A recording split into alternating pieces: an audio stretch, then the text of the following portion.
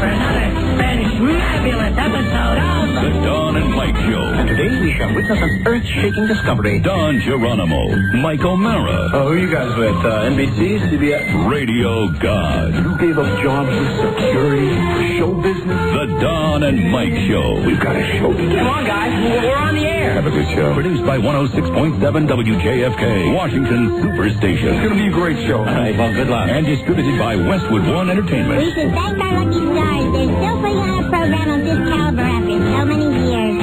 Want to participate in a Don and Mike Show contest? How about this? You or a member of your household can only win once for 60 days. You must comply with any age limitations for each contest. Complete contest rules. Send a self-addressed stamped envelope to the Mighty WJFK, P.O. Box 3649, Washington, D.C. 20007. Thank you, and God bless. Don and Mike, there'll be no mollycoddling.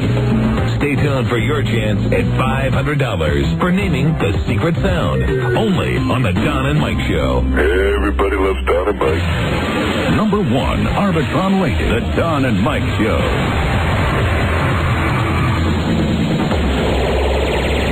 Everybody loves Don and Mike.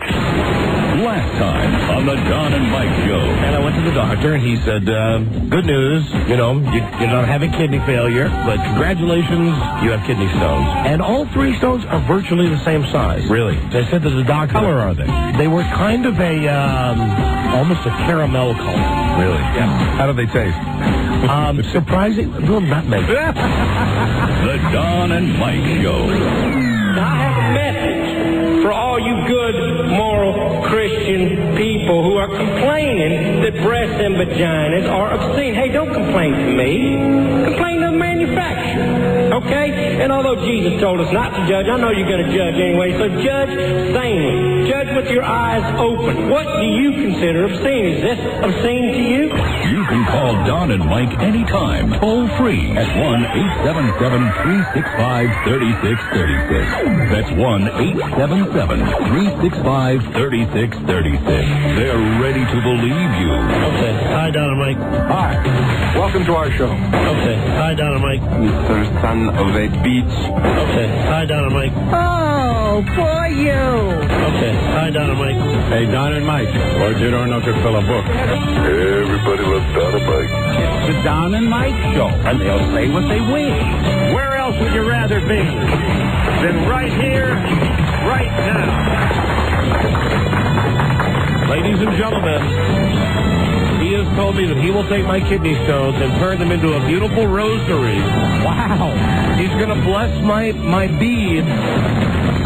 A common carpenter to some, a crucified to others, savior to millions, and our co-pilot, the Son of Christ, Son of God. Son of God. You know him as Christ. Christ. Phil Hochberg. Ladies and gentlemen, please welcome Rob Spiewak. Take it away, Rob. Rob Spiewak. Right, he wouldn't be the Son of Christ. He is Christ. Right. After you get your rosary beads, you can say a Hail Hochberg. And by the way, Phil left me a message. If you like, you can come down to the shop today and show you his teeth. There you go. Good afternoon, Mr. and Mrs. Ainsley Harriet. Yay! And all the shits at sea. They're chock full of number 3, Don Geronimo and Mike O'Mara. Got number 3 coming out the ears today. Hello, and that's a pretty sight. Hello, and thank you for listening, everybody. A new episode on this Thursday, March 22nd. And it's going to be a special jam-packed show because today's our last show before vacation. Wow. So we're going to cram an awful lot of stuff into today's broadcast. Cram it. I know that a lot of you plan your lives around this show, and God bless you for doing so. We'll be gone. We start the vacation tomorrow, and then we'll be back Tuesday, April 3rd, Tuesday. However, we'll be very, very upset if you don't listen to our timely and tasteful reruns, handpicked by you. Yes, that will start tomorrow. Yeah. So that's what's happening. Now, on the show today, we have, we got the Freak Show. Lots of freaks, man. And we're going to give away $1,000 to the first prize winner, or a trip to Houston for WWF WrestleMania.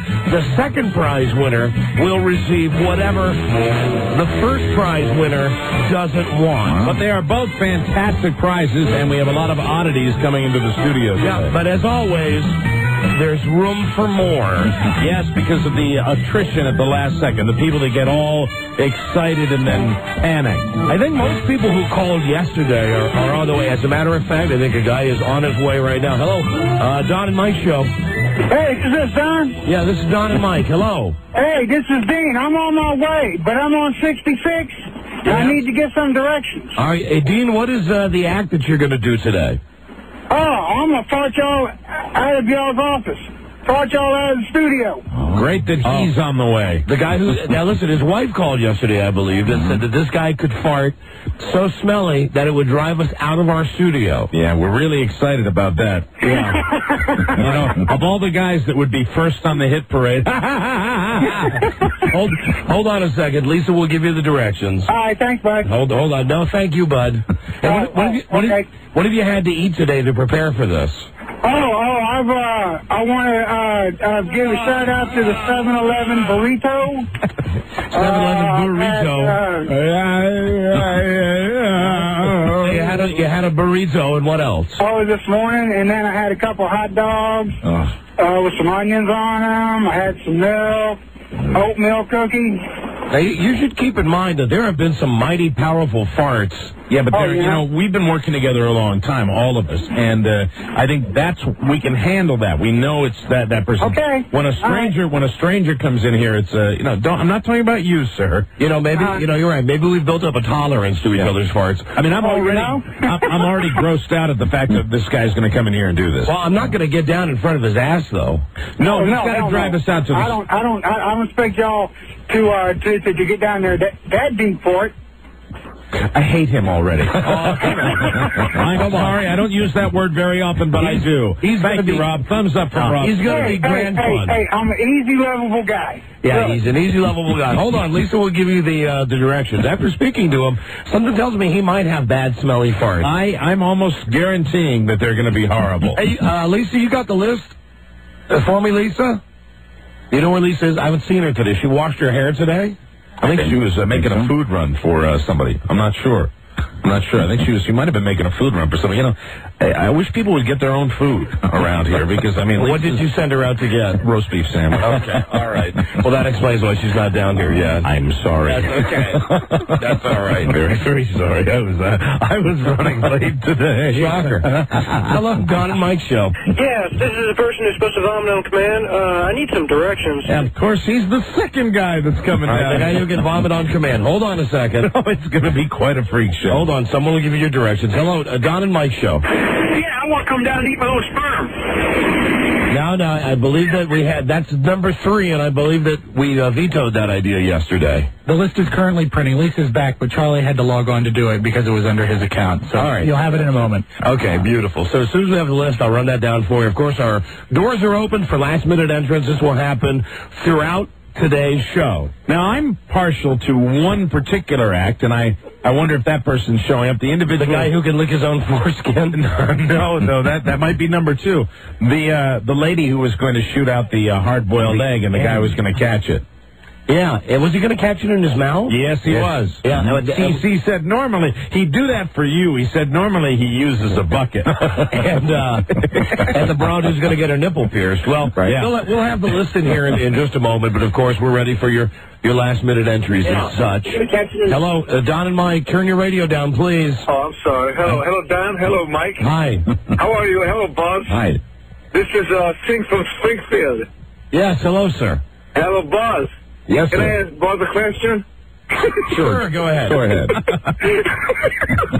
Well, that's going to be a funny question. Go ahead. Buzz. Buzz, are you a catcher or a pitcher? Neither, sir, but I'm glad that brings you great joy. Buzz. And I like the way you pronounced your name, Buzz. Hey, listen, senor, turn your radio down there. Hello? Turn your radio down. Hello? Turn the radio off. Hello? Yes. Hey, Don. Yes. Is Buzz a catcher or a pitcher? Yes, Don, which am I? Well, I've known him as both. Yeah. Cool. He's a switch hitter. Sing, you like the show, don't you? Singer may not be well. All right, thank you for the call, sir. There he goes. Now, Buzz, let me ask you, which call would you rather take? The ones we have been getting where people go, Buzz, can you give me some weed? Right? Or would you rather have the guy asking if you're pitching or catching? I welcome all the calls, Don. There you go. Bring That's them the right on. attitude. Beautiful. Hello, Don and Mike. Hey, guys. Yeah. Yeah, I got a freak. I got a talent. Oh, come on. Do you really? You can't say that. If you want to say that word, you have to say puzzy. Okay, well, can I come down and eat her pussy? Eat Lisa's puzzy. Hey, why not? I don't think that would be allowed. That's not a very freakish act. Not at all. It's a lovely thing. It happens all the time, sir. Oh, yeah. There's nothing unique about that. Hello, Don and Mike show.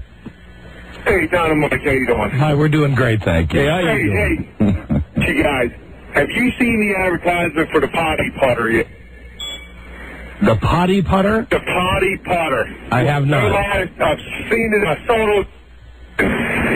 The commercial actually shows a guy sitting on the can, pants around his ankles, and it's a green. It actually hold on. You know what? around the commode. We have seen this before. We actually discussed buying this for you. It's where you can play golf while you're going number 2. Really? While you're going number 2. It's unbelievable, man. I know we've discussed it. We've discussed buying it for you. The potty putter? While you're sitting on the bowl. What do you do? It comes with a little thing of like AstroTurf. Right. And you actually hold the little stick, and while you're taking a Duke, you actually hit the ball into the hole. It comes with a little club? Yeah. Little mini golf club? Yeah, like a midget golf club. Very cool. But how do you get the ball out? Do you have to stand up with the Duke in your butt? I don't think you put the cup too far away from where you're sitting, you know? So you hit it into a cup? Is that what you do? Yeah, it's a small cup just lays on top of the putting surface. The potty putter. Everybody remember, Mike's birthday's just a few months away. All right, I'd like one for every bathroom in the house. Hello, Don and Mike show. That means I only need one. Hello. Hey, guys, what's going on? Hi. Listen, I'm calling from Greenville down here. Favorite city, I'm sure.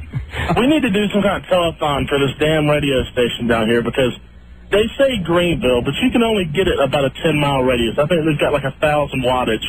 I mean, I love listening to you guys, but here lately, the distortion and everything is kind of like a... Well... I told Lisa, it's kind of like a Muhammad Ali interview. You can't understand what the hell they're saying, but you're going to listen anyway. Okay. Listen, we know that the station we're on in Greenville right now is a fixer-upper, a picker-upper. Oh, but it's not Greenville, it's the Golden Strip, and I've lived here 25 years, and I have no idea what the hell the Golden Strip is. I think the Golden Strip is in my underpants right now, to be honest with you. Well, listen, come on, what do you expect? The station broadcasts from a goddamn trailer park. That was the best our network could do, sir. Well, you know, the day you guys started on the station, I actually went down to the Golden Strip area looking for it, and there was just too many damn trailers I couldn't figure out. And you have no insights whatsoever as to why it's referred to as the Golden Strip?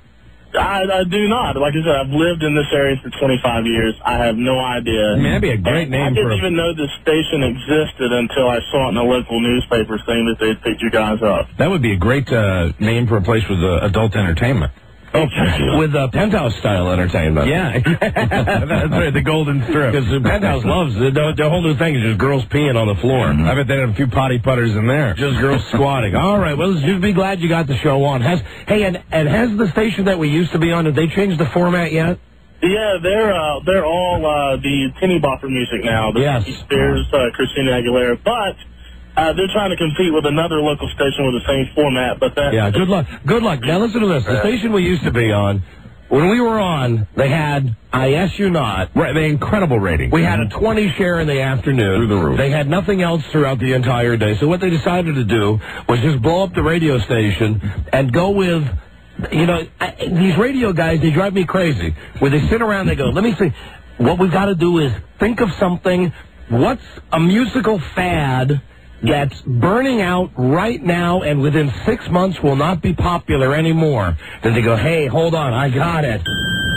Let's start playing the Backstreet Boys and Christina Aguilera all the time and NSYNC all the time. Yeah, the little mini divas and the boy bands, and that'll be over pretty soon. Good luck for them. It serves them right, because I know a lot of people that tried to call WP. Well, they were actually starting a petition, they said. Oh, that never works. That was just BS. Yeah, that never works. I guarantee you this, that even though we're on the crappiest station in Greenville or the Golden Highway, wherever the hell it is, I guarantee that our show on that crappy little AM station will beat WPEK playing a box of records. Yeah, very good. Especially when the box of records is like NSYNC and boy band. Yeah, I mean, people don't listen to that. Right. All right, thank you, my friend. Have a good one, guys. Bye-bye. See you later. Hey, listen, we're proud to be broadcasting in Greenville from a radio station that is in a trailer park. We've always wanted to be on the Golden Strip. Hello, it's Don and Mike Show. Hey, Don and Mike, how you doing? Hi there.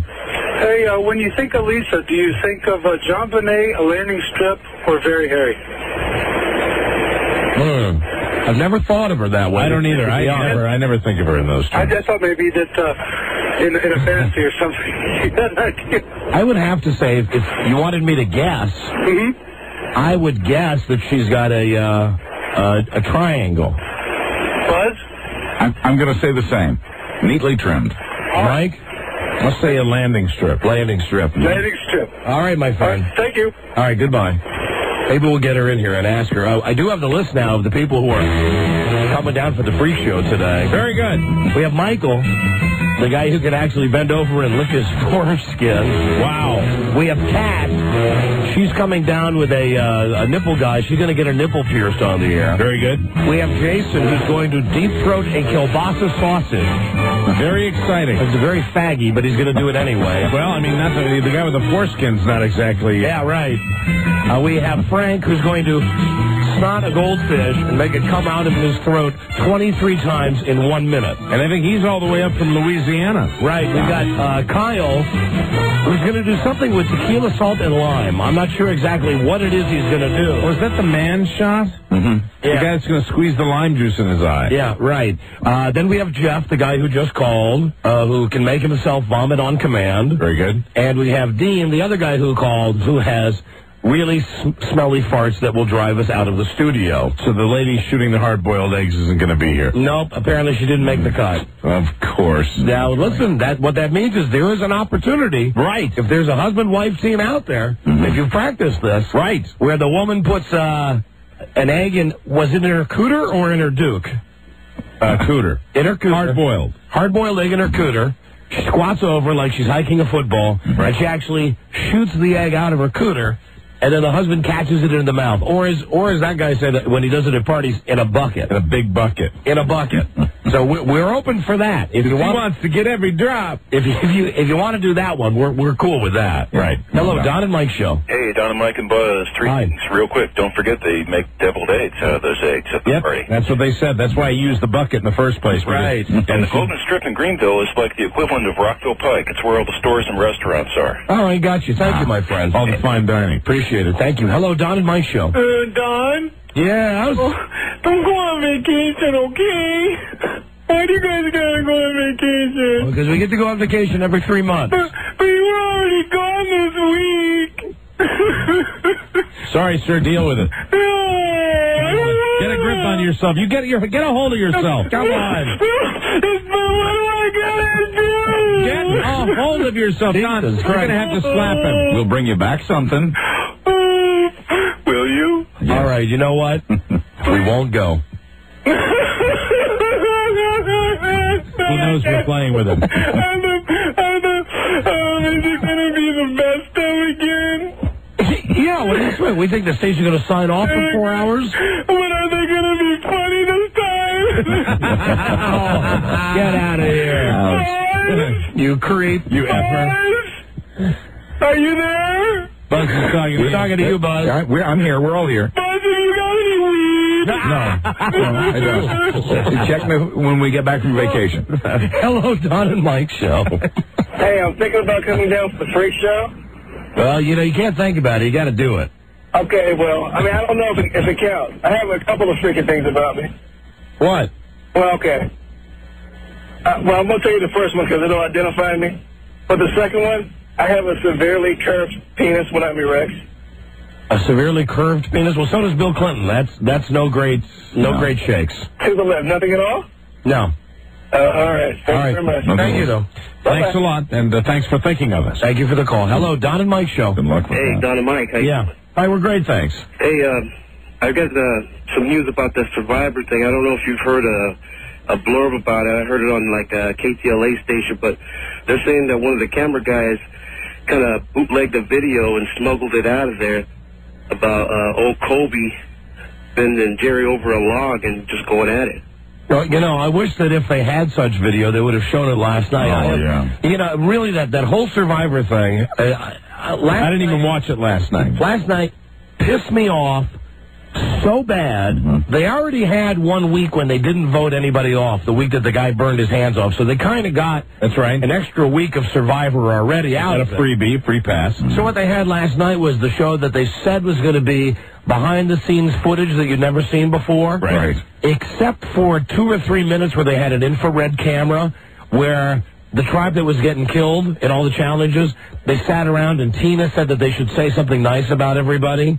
So they did. Like they said, hey, guess what? I really don't like you very much. And Keith, the cookie, said, you know what? I really don't hate you very much. Other than that... Is that when they had the bunny eyes, too, and they used that infrared camera? Yeah. All they did was simply rerun every episode that you'd already seen. Mm-hmm. They even reran the crap like when they were running through the maze. That show's not interesting enough to be able to do that. You can't do that. They reran the one where they all had the big circles with their names painted on them. That's such crap. That the most boring challenge that I've ever seen on that show. And then they reran every single one of the tribal councils. Oh, God. Every single one of them. I mean, what a tribal waste. council. When I tape it, I fast forward through the tribal council to get to the vote. Because I find it absolutely repetitive, innocuous. It has nothing to do with anything, and I just want to get to the point. It was a total waste. I don't know why they did that. I mean, they had a show that was building some momentum. All right, I was kind of bored with it, but I would have watched it anyway. Well, you know, the whole formula of one tribe voting the other tribe by process of elimination, and, you know, they're all going to go down, it sucks. It's taken all the fun out of the game. Hello, Don and Mike Show. Hey, Don and Mike and Buzz. When you guys were talking about not eating your own goo yesterday, Buzz was suspiciously silent. I'd like to speak to Buzz. I'm here now, sir. Hey, Buzz, it's your day in the sun today. Apparently so. Do you eat your own goo, Buzz? No, sir, I don't. Ever? Do you? No. I don't know. Oh, come on, Buzz. You never put a little bit on like a Ritz cracker or something? No. Never? No. Buzz would be the most experimental sexually of all of us. Never on a piece of celery? No. Never? No. Okay. Never. All right, thank you. Thanks for asking. Bye-bye. A lot of people are fascinated about that. Sure. So. The world of Buzz Burbank. I think people are fascinated by goo in general. Sure, who doesn't love goo? It makes the world go round. It does in more ways than one. Now, listen, what do I got here? 2 things I want to talk about. First is this ridiculous Pope Museum that's opening up here in D.C. today. Mm-hmm. You know, it's a museum. It's like Planet Hollywood devoted to the Pope. Yes. And it's opening up, I think, in Northwest D.C. You're going to go to the Grand Opening? Did they invite you to the Grand Opening? No. Well, you know, I'm not popular in the Catholic Church. Why? I don't know. I certainly sing their praises. And nobody sings it louder. All I know is that I saw the report on TV today. How bass-backwards ridiculous is this? That you pay like $10 and you walk through this thing that looks like Madame Tussauds wax museum. They have a wax dummy of the Pope? Yeah, and they've got like his various pointed hats. Cool. Behind. Cool. What's cool about that? Behind. Well, I mean, if you like, like his hats. You know, a lot of people dig those pointed hats. You know, they did a cereal for it. Behind years ago, King Vitamin. Behind these big glass boxes and all of these pictures of the Pope. You know, Jimmy McDonald was sitting next to me when I was confirmed, and when the bishop came down the aisles and he had one of those hats on, Jimmy McDonald was going, King Vitamin, have breakfast with the king, and his father in one of those cuffs right upside of his head. And also bugles. That was based on the Pope's hat also. I'm trying to think in other popular cultural items where you would see the Pope hat, and really the only place I see it is really with Monty Python, where they used to do the bishop. Right. You know? They also have the skis that he used the last time he went skiing at this museum. They're ridiculous. So at some point, they're lightning fast. I mean, they still got a fresh coat of wax on them. At some point today, we will do a live satellite hookup. Very good. With the museum to see what's going on there. Do you think the Pope will actually be at the museum, Don? I'm pretty sure he will, Mike. I'm pretty sure he'll be talking to us. He sure will. He sure will. And listen, this whole Timothy McVeigh thing. Yesterday, Buzz had it on his news that they're going to kill Timothy McVeigh today on May 16th. Oh, why do we have to wait so long? Well, I want it now. I know everybody wants it now, but you got to wait. About 6 weeks, they're going to kill Timothy McVeigh. And apparently you can't get a hotel room on May 16th. No. We were talking about this yesterday, and there is something surreal about it. It's almost like Roman days. And you can't get a dinner reservation. So we're going to start today's show by seeing if we can get a hotel room for the night of Timothy McVeigh's execution, because at the very least, what we can do is send someone like Dennis Murphy, sure, or Tom Gavin, send them down there to cover the execution for us. To stand outside the prison and wait till they come out and give the signal that he is passed. So we're going to call the Days Inn. That he's gone to hell. And I guess the day that we want it would be the night of the 15th. Right. What are you laughing at? What did I miss? Rob was the way I said gone to hell. I had a very mean face. I was kind of looking at Rob that he's gone to hell. Peggy speaking. Yes, hi. Is this the Days Inn in Terre Haute? Hi, this is the Don and Mike show. We're on the radio right now with the national show with CBS. How are you?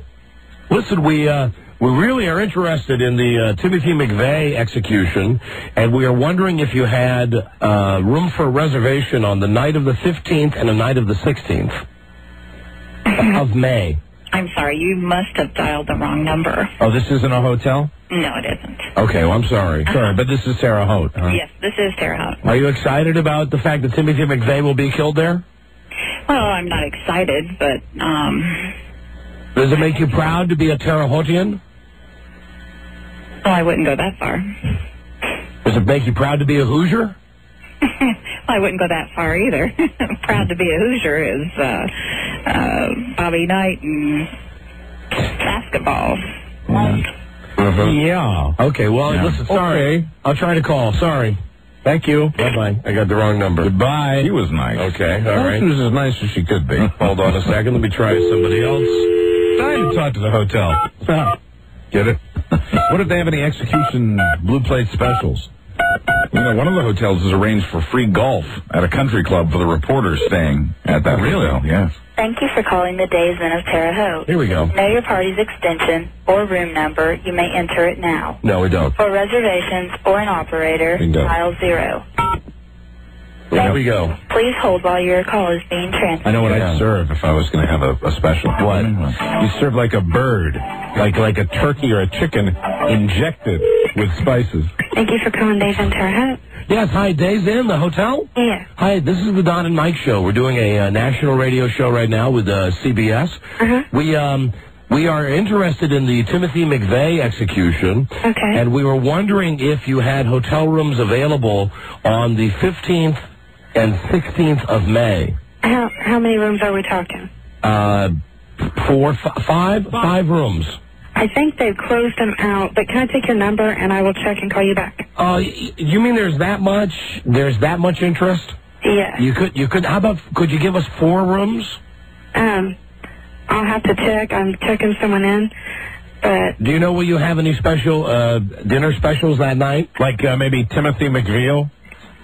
Actually, that's cute, but we don't have the restaurant anymore. Oh, you don't have a restaurant anymore? Oh, dear. Well, then we couldn't... Am I on the air right now? Yeah, honey. Yes, we said that. We couldn't stay there anyway. Well, darn. Thank you. Uh-huh. All right, bye-bye. Bye. Hey, We need a real hotel. How about this? Larry Bird's restaurant. Oh, very good. And hotel. The hit from French Lick. Right. Hold on. Timothy McNuggets. All right, we're calling Larry Bird's Boston Connection. Yeah. Hello? Hi. Hi, is this Larry Bird's Boston Connection?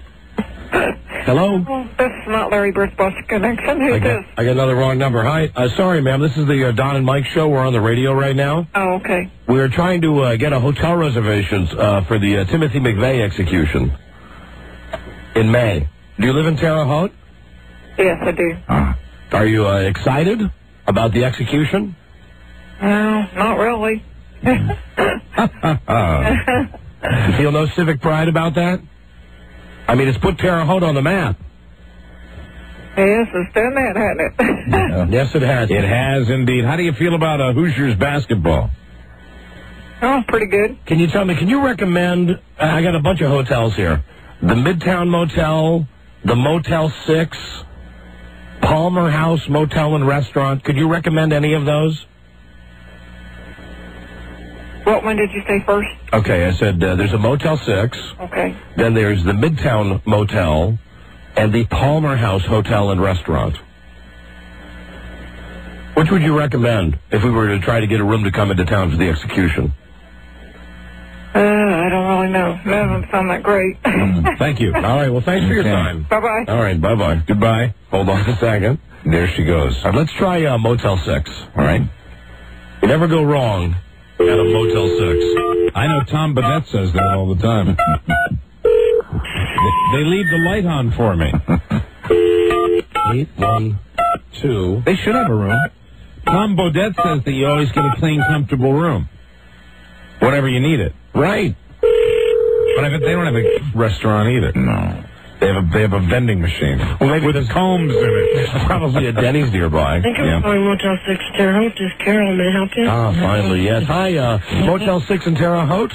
Yes. Hi, this is the Don and Mike radio show. We're on the air right now. We're doing a live radio show here on CBS. We're very interested in coming to your fair city for the Timothy McVeigh execution. Can you tell me, could you reserve 5 rooms we have any more reservations for that day. Huh? We're about full. You're sold out? What about... A minute. Let me check. Thank you. Thank you. How wacky is this?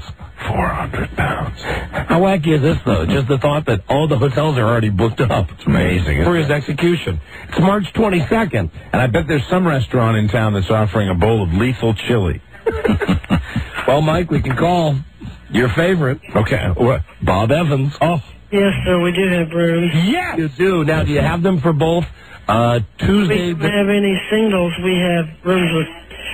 no, we must have singles. We need 5 singles. We're 5 men traveling together. Smoking rooms or non? Yes. And also, are they comfortable rooms for men of large carriage? Because I'm huge. I weigh 400 pounds. That's our cameraman. Yes. Yeah. Do you have reinforced beds? I don't know. Do you think they would support a 400-pounder? Let me check. Hang on. Okay, thank you. She can check on that. Let's check. Maybe she could go sit on it. Also, we'll need combs in the vending machine. Absolutely. Well, there's good news that there are rooms to be had. Well, we should book them and send Dennis down there. Yeah. Brokaw could stay there. We'll take it. Hello? Yeah, we'll take at least one room. We'll book at least one room. Hello? Hello? What is this, the Motel 6? Yes. And it's always a clean, comfortable room. That's right. They'll leave the light on for ye. Terre Haute. You know what I like best about the Motel 6 is the plastic glasses that you get. that wrapped in plastic. That each come in their own... plastic in plastic. Special, disinfected plastic. Plastic ice bucket. Makes you feel good when you stay at a Motel 6. Sure does. And usually the plastic shower, all one piece, tub and shower. Yep. One unit. Glued to the wall. Oh, yes. Yes. We would like one room, please, on both the 15th and the 16th. Can we please get... Do you have any kind of a reporter there to cover the execution special rate? No, we don't have a special rate for that, but our price is lower than anyone. That's wonderful. And you have a room for the 15th and 16th? Yes. Great. Do you have a restaurant on site? Yes, there's restaurants on. Oh, you do? Will there be any execution specials? No. Really? We're only about a mile from there. You're about, excuse me, what, ma'am? A mile from the prison. You're a mile from the prison. Oh, that's perfect. That's fantastic. That's perfect. It's a shame he's not getting the electric chair, because then he could offer all your fried specials. Yeah. Can you tell me something? Do you have adult movies available in the rooms? No, we don't. Damn. Don't. Does your restaurant have a bar? We have restaurants here with bars, yes. So you could have a special on shots? Special what? On shots. Listen, we would like to book the room. The reporter's name is Dennis Murphy. Okay. Murphy. Dennis F. Murphy. Dennis MFS Murphy. 3 middle initials. The zip code? 22207. Right, that's DC. Good. Yes, we're coming from your nation's capital to cover the execution. Are you excited about the fact that Timothy McVeigh will be executed just a mile away from your Days Inn? No. Are you going to put anything up on the, you know that sign in front of hotels where it says, like, welcome Kiwanis? Right. Are you going to put, like, welcome Timothy McVeigh, see in hell? The news media will be here. Tom Brokaw and the whole bunch. Mm-hmm. Tom Brokaw staying at Motel 6? No, he's staying in a Holiday. Stay at that Holiday Inn. Oh, okay. Oh, he is? Okay, good. Oh, thank you. Do you know where Dan Rather's staying? No, but I heard he'll be here. Yeah. What about the Canadian dude, Peter Jennings? You know where he's staying? No. They're probably all staying in a Holiday. Holiday Inn? Probably paying their room. Do you think that we should go to the Holiday Inn? Is that going to be the main media hotel? No, because we're about full. Every motel here in town will be full. We have a lot of them. You got a lot of them. Be full. What are you going to be doing on the night of the execution? Probably working. Working. Can you tell me something? And really, I know you work for Motel 6, but just tell me, if you had a choice, would you stay at the Holiday Inn or would you stay at Motel 6? I stay at Motel 6. You stay at Motel 6. There you go. You good, loyal company woman. People stay here and then go over there to the bar. There you go. That's a good tip. We'll pass that along to Dennis MFS Murphy. All right, well, hold on a I second. need an address. Yeah, hold on. I'm going to put my secretary on with you. Okay. My male secretary, Charles. Okay. And he'll give you all the information, the credit card information. Excellent. To hold the room. That'll be on Tuesday, the 15th, and Wednesday, the 16th. Right, and you just want the one room? Yes, just the one room. One room for 2 nights. Okay. But the best room you have. Okay. The You want fine, king size, right? the king size. Do you have a suite available? No, we used to, but we don't anymore. Thanks. They used to have one. Sweet. There you go. There's the credit card, Robbie. Go give it to Charlie. Hold on a second, please, okay? Okay. I handed down the credit card. He said, do you have a suite available there? Yeah, well. I'd like the whole floor, please. Hold on. Thank you for your time. Hold on. My assistant. Secretary will be right on with you. Okay. Thank you. Hold on. Hey, it was wonderful talking to you. Well, thank you, you too. Happy spring. You are a fine representative of everything that Motel 6 stands for. Okay, thank you. Right. I have a pool also. You have a pool? You have a pool. Hey. Fantastic. Cool. Yes. Do you think it'll be skimmed? Pool, free coffee, and a whole bunch. Free Wow. coffee. Wow, I that's can't. nice. I can't believe Brokaw's not staying there. Well, you see, it's his loss. Okay, hold on, please. Okay. Thank you.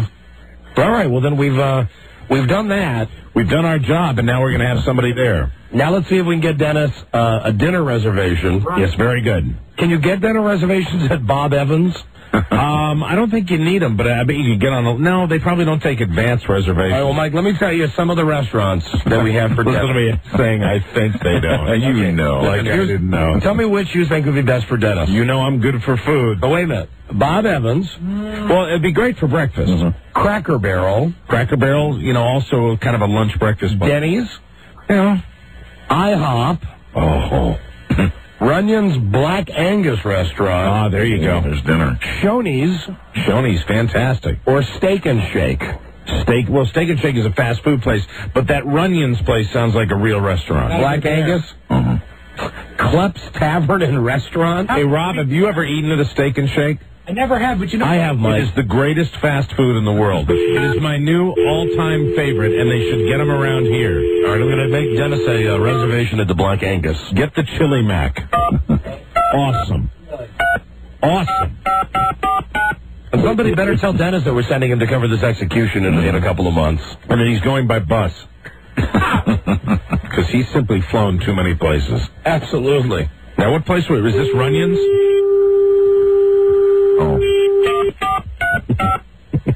Runyon's Black Angus Restaurant. All right. Need a dinner reservation for Dennis Murphy, both nights of the execution. We need the best table in the restaurant. Absolutely. The Black Angus may help you? Yes, hi. This is the Don and Mike show. We're on the radio right now. We're calling you from CBS. We are sending one of our reporters to cover the Timothy McVeigh execution, and we'd like 2 dinner reservations if we could. Okay. I know that there are ways in advance, but we understand that, everybody's going to be there. We want to make sure that our reporter has a decent meal when he goes out there. Right. So we'd like the finest table in the restaurant on both Tuesday, May 15th, and Wednesday, May 16th. Okay, May 15th and 16th. 2 tables for 2. No, just one table for one. Oh, 1 table for 1 each night. 1 table for one, but the most prominent table. Well, actually, could you put do you have a table that's very close to the door? We do. Right up front? We do. He likes to sit, where he gets to see everybody that comes into the restaurant. And vice versa. We have that. Good. Great. Beautiful. He works for CBS. He's there covering the execution. You know what? You better make it a table for 2, because there's a chance that he might be dining with Tom Brokaw. Right. One of the nights. Or Dan Rather. Really? Yes. Yeah. Okay, well, we got him down. Okay, that's Dennis, and his middle initials are MFS Murphy. Okay, say that again. First name Dennis. Okay. Middle initials MSF. Okay. Murphy, M-U-R-P-H-Y. Okay. Are you offering any execution specials? I don't know about that. You might want to with the management. You might want to think about that. Now, I know that on the night of the execution, it's midnight, right? That they're killing. I think so. Yes. Then I think probably we'd like an early meal the night of the execution, say 8 o'clock. 8 o'clock, absolutely. And the night before the execution, give him a 9 o'clock reservation. He likes to eat late. Well, you know what? We stopped serving at 9 o'clock. It's early out in the heartland. Let's make it 2 7 o'clock reservations. Yeah, you better make it 2 at 7. Both nights at 7 o'clock. Yeah. Okay. And again, if you could do us a favor, being as he works for CBS. What is your specialty of the house? The most prominent table. We have the table or entrees? Your specialty of the house on your entrees.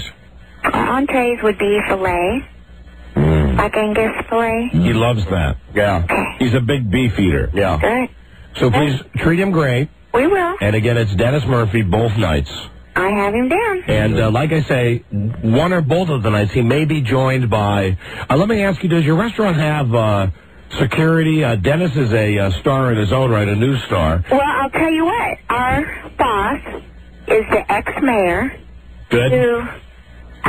also in law enforcement and a sheriff. Excellent. Fantastic. Great. Well, then he'll be in good hands. No problems if Dennis was to walk in with Bob Schieffer or Dan Rather. He should be safe. Oh, that's great. Well, we're really excited about him coming out there, and he's going to have some fantastic food at the Black Angus. That's right. And I've just got to ask this, because after all, it is Indiana. It's the heartland. Do you allow blacks in your restaurant? Of course we do. Okay, because there's a chance that Dennis might be, traveling. Who's the guy from 60 Minutes I'm thinking of? Ed Bradley. Ed Bradley may be coming with him also. Right. Oh, Ed Bradley. Yes, there's a chance. Dennis, maybe Bernie Shaw. Well, good. There could be a variety. Dennis is a mover and a shaker. Okay, we'll have room for all of them. Wonderful. That's great. Thanks. I'm glad you guys have progressed out there. Thank you so much. Thank you. And again, will you just confirm those reservations back to us? Okay, May 15th. Right. May 16th. That's correct. Right. A table by the front door. Yes, ma'am. 7 p.m. Right? Both nights. Both nights. And with the accessibility, if he needs to make the table big enough for 2, 3, or 4. That'll be fine. Okay. Very good. And he wants extra security, right? Extra security. Absolutely. He's a star. Okay. And I must ask you something. I have to take you off the air to ask you something in confidence. Hold on, please. All right. Let me take her off the air. Very good. Good. Let's find out what's going on. Mike, if you would continue with the show for a minute, I want to just say, a lot of times, hello, ma'am. You're not on the air now, but I just want to tell you, a lot of times, this reporter, he travels with prostitutes. If he was to bring a prostitute into the restaurant, excuse me, and she was dressed nicely. I mean, you couldn't tell that these are women of the night. Like the woman in Arthur. Lots of times, many of the famous anchormen and reporters travel with prostitutes. All of them do. Would that be okay? That would be great. Okay, thank you. Yeah, they're good. Hold on, I'm going to put you on the air. Hold on just a second, please. Hold on. I tell you, they sound. Yeah, I think they're very accommodating. Isn't that right? Yes, she's very accommodating. That's terrific. Take care of Dennis and Brokaw and Rather and Jennings and whatever dates they might happen to have when they get into the city. We will. Absolutely. Oh, that's terrific. Thank you for your time, and you can look forward to seeing Dennis and whoever shows up. It's great you can help with security. We can do that. Thank you so very much. Thank you. All right. Bye. Bye-bye. Bye-bye now. She was good people, which means Dennis will be able to enjoy his stay, his meal with his, hooker of his choice. That's great. One of those Terre Haute hookers. Terre Haute.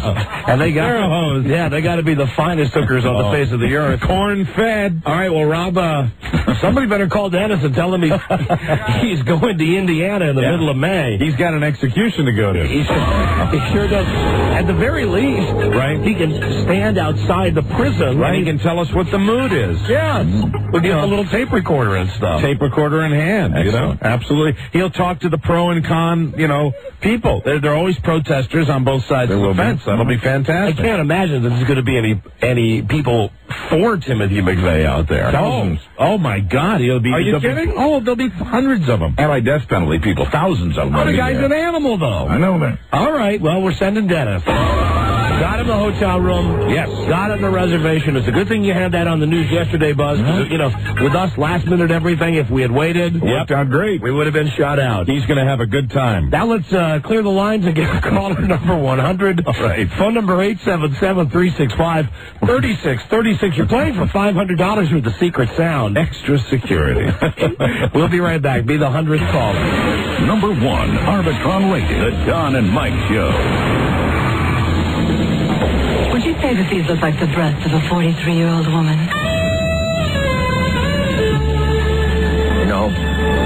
No, they don't, Miss Wiss. They're quite impressive. Bordering on spectacular. We have to be running along now. What's your hurry, Sergeant? Wouldn't you like to have an early lunch? God damn it. Right. The Don and Mike Show. Right, call 100 times, as we are often wont to do. Hello, Don and Mike Show. Oh, is that a deadline? Hello, Don and Mike. Yes. Hi. How are you? I am fine. How are you? Good. Don't tell me I'm the 100th caller. You can't say that on the radio. You can't say the S word. Oh, yes. Okay, holy yes. That's what the guy says. Holy yes. Right. Very excited. Yeah. Very enthusiastic. What's your name, my friend? Matt. Where you from, Matt? York, Pennsylvania. Beautiful. Matt, you want a complete auto detailing for your car valued at $260. Oh, my. For that amount of money, they better give you oral while they're in the car armor rolling. Yeah, it'd be fantastic. That's from www.waxmycar.com. But wait, there's more. Please turn your radio down. It is done. You've also won the WWF WrestleMania prize pack. In demand your home Sunday, April 1st, 8 p.m. live from Tejas. Call Comcast or Cox Cable System to order. Now, those great prizes aside, are you ready to go for $500? Yes. All right, we have secret sound number 1, a common, everyday sound. Yes, it's a clicking sound. A clicking sound. Clicking sound like they all are. It's not a briefcase opening or closing. It's not a car. And it's not a microwave oven opening or closing. Give us your guess after 15 seconds. Please don't answer until Mike sings like Bert Parks. And we wish you Godspeed. Caller, name this sound. There it is. Let me ask you, do you even know who Bert Parks is? I have no idea. Why? We give away the money. It's courtesy of Main Street Title. There she is, Miss America. Yes, he's dead. Yeah. What happened to the trend where you were moving it more towards at least the last decade that just passed us by? Just couldn't make it up. All right, here's your chance for the money for $500. What's the sound? Okay, is it a little piece on a door that it's the lock part when the door shuts. Well, you got to be a little more specific than the little, I don't know what you mean by the little plastic It would piece. be on the doorknob. When you turn the doorknob, the piece that clicks in to lock the door. Yeah, no. At least have a descriptive sentence, at least. It's got nothing to do with the door. All right. But don't let the screen door hit you on the way out, and thank you for listening. Hold on just a second. Now, Wendell, I need you to come in here to check this line. We have a bunch of new liners to cut, a bunch of new bumpers to cut for the show. The Dudester. And I want you to know... Oh, hi, Lisa. Hi. You washed today? I sure did. Good. We have... They were talking about you before, Lisa. Who? We had a caller that was inquiring about you. Oh, yeah. What's that? About your boosh. Oh, my bush. Yes. Is it John Bonet? Is it a landing strip? Is it a triangle? Or is it like a Brillo pad? No, it can't really be described by either or any of those. I would say kind of a landing strip, triangle-ish, very, very manicured. Everybody wins. Then we all win. Everybody wins. Yay! It's a combination landing strip and triangle. Very good. Wendell. Yeah. First up, here you go. I know we forgot about this. Wendell, you enjoyed that last segment, didn't you? Yes, indeed. Wendell Hall, our engineer, you had Tuesday in the Kidney Stones pool, and here is your $80 that you win. Way to go, Wendell. Because, in fact, the Stones passed on Tuesday. Now, tell me through this. Is Dude Walker on BTS 2? He should be on either one or two. Let me see. Dude? Hey. Hey, there he is. Hey, Dude. Hey, I'm on BTS. I don't know what that means, but I feel good doing it. I don't know either. What does BTS mean, Wendell? Broadcast television systems or something like that. All right. It's a manufacturer. Fantastic. Now, we got a whole bunch of these bumpers. Robbie and I have been slaving at them, and I want you to know, Mike, we have one especially for you. I always like to have one for me. And Buzz, we've got one especially for you. Very good. And there's one for me. There's one for everybody in That's here. good. You guys seem a little excited about it. I always like it when you guys are in that mood. Well, you know, the ones that we have now have been running for about 4 months. We got to freshen them up. It's time. So we have, I think, a total of maybe, I ixnayed just a couple of, close to 55 of these to bang out. Oh, my God. Fantastic. We could certainly do this in a recording studio, but it's more fun for you to hear the actual process on the air. Yeah, so we can prove that it's not vocally assisted, that he really does have the big beanbag. Right. And you do have the big ballsy voice. And, dude, I'm hearing you doing more and more commercials now. I know. I do lots of stuff thanks to you guys, though. It's amazing how many times people say, get that guy that's from Don and Mike, and we do spots that way. And you were on, what was the TV show you were on recently? Because I saw you. It was West Wing. West I was Wing. on the West Wing, right. yeah. You were a reporter. That's right. Very cool. Now, how did you get that role? I tried to slip your name into there. They just didn't want to hear about it. Come on, really? How did I get that? I auditioned like a lot of other starving actors. That you go down and beg your way into it, and they'll give you a little part like that. Very, very cool, because, I mean, you really got some good camera time. It was great. All right. It was fun. Oh, and listen, are you still in the commercial with the gay guy from Giant? I don't know. They gave me another residual check, so I assume they're going to use it again. Because dude is in this commercial where they have this guy go, "Hi, this is Tommy from Giant Food." This Ed Grimley wannabe. Yeah. The guy's just as queer as a $3 bill. I don't know why they selected him to sell produce. I don't know. All right, dude, once again, we'll just go through. Some of these I'm going to have to help you with the pronunciations and the reading. But I got a good feeling about these. I really do. Generally, they're just as is. Let's go. Let's roll now for Rolling in the Other Room with cut number 1. Here we go. They'll talk better if you listen harder. Don Geronimo and Mike O'Mara. Very good. Okay. I like that. That says it all. Number 2. Cleansing your ears with a daily DNA shower. The Don and Mike Show. Very good. And it's okay for us to talk and laugh while Dude is doing this because they're recording him in another channel in the other room. Excellent. Number 3 is one that Rob wrote for you, Mike. Okay. Providing joy. Don and Mike. Thank you, Rob. Number 4, this is a tribute to the hierarchy at CBS. Working directly under Melvin and Sumner. Don and Mike. Wow. Man. Okay, very daring. Right. Now, the next one is a la Mr. 40, so you have to do it. Right. Oh, I got I mean, that's how Mr. 40 says, right? He goes, right. Right. The Don and Mike Show. Good. Okay, number 6, simply as written. Come lick their thingies. Don and Mike. Dude, sometimes you just put a little extra something into them. That was one. Number 7, this would be a, this is mine. Okay. Not, I didn't write it, but for me, written by Ron. Somewhere between the taste of the scab and the smell of the Band-Aid lies the Don and Mike Show. The next one, I got this one. This is a tribute to Matthew Perry. Very good. They go together like Vicodin and Methadone. Don Geronimo and Mike O'Mara. Very good. This one, not a tribute to Buzz, but mentions Buzz. Number 9. And now, with another segment designed to disgruntle Buzz Burbank, it's the Don and Mike Show. Yeah! Disgruntled. Remember that the day the guy called and said Buzz is all disgruntled? Sure. Yeah. All right, now the next one is a tribute to Dennis Murphy.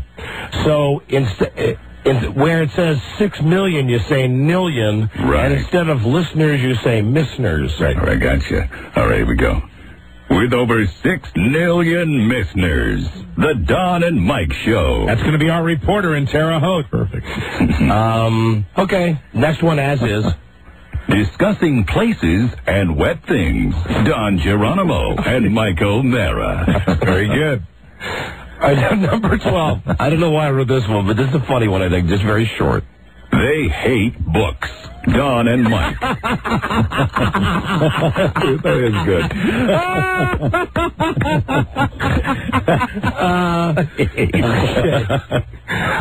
This next one, 13, go ahead. Don't let the smooth taste fool ye. The Don and Mike Show. Always like him when he does the ye. Okay, 14, here's another one from Robbie. 2 guys so white, they show movies on them. Don Geronimo and Mike O'Mara.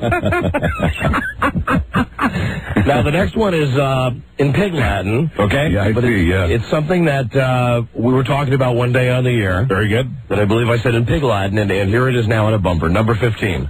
They don't thumb on her case, pile whissing. Don and Mike. Remember that? Yep, I do. Okay, the next one is double entendre. Oh, okay. Full of double entendre. The Don and Mike Show. Double. All right, let's skip 17 and go to 18. This is a tribute to Mike. Very good. I'll go on record with this. I don't mind telling you. The Don and Mike Show. All right. There's your crutches. 19. This is a good one. America's premier sex chesters. Don and Mike. Number 20. They live by the ass and die by the ass. Don Geronimo and Mike O'Mara. They don't like books. They hate books. They hate books. 21, please. Tasting faintly of salt. The Don and Mike Show. And now the next one is... You guys are good. You guys are on a roll today. This is good. The next one is a tribute to Buzz, so you have to do it like Buzz. Okay. I don't know how we can do that. Okay, it's just like this. It's... then let's make it this one. Okay. Then let's make it this one. The Don and Mike Show. You know how Buzz always does that? Sure. I go one more. Yeah. Let's make it this one. Make it this one. Fine. Okay. 23. Do the beginning if you can, like Charlton Heston. Damn dirty apes. Don and Mike. Yeah, just a little bit more like, damned dirty apes. Oh, okay. Damn dirty apes. Don and Mike. 24. The Kings of Connie-Palooza, Don Geronimo and Mike O'Mara. He's in good voice today. I mean, he's always in good voice, but he's particularly sharp today. All right, here you go, 25. This is from my mouth to God's ears. With a reminder not to say yes, yes to the no-no. The Don and Mike Show. A little reminder, so you're educating. Yes, now, see if you can figure out this next one that I got here, okay? As is, Buzz. Let's see if Mike gets it. Okay. Just read the letters as they are. All right. Always remember WWDAMD, the Don and Mike Show. WWDAMD. What would Don and Mike do? As opposed to WWG Day. GD, what would JD? What would Jesus do? You guys wear the wristbands. Right. All right, the next one is a, oh, come on, this is for everybody in Greenville, number 27. Broadcasting northern voices for southern ears. Don Geronimo and Mike O'Mara. Number 28 is a tribute to Stacy Bridges. Two handsome, stunning faggots.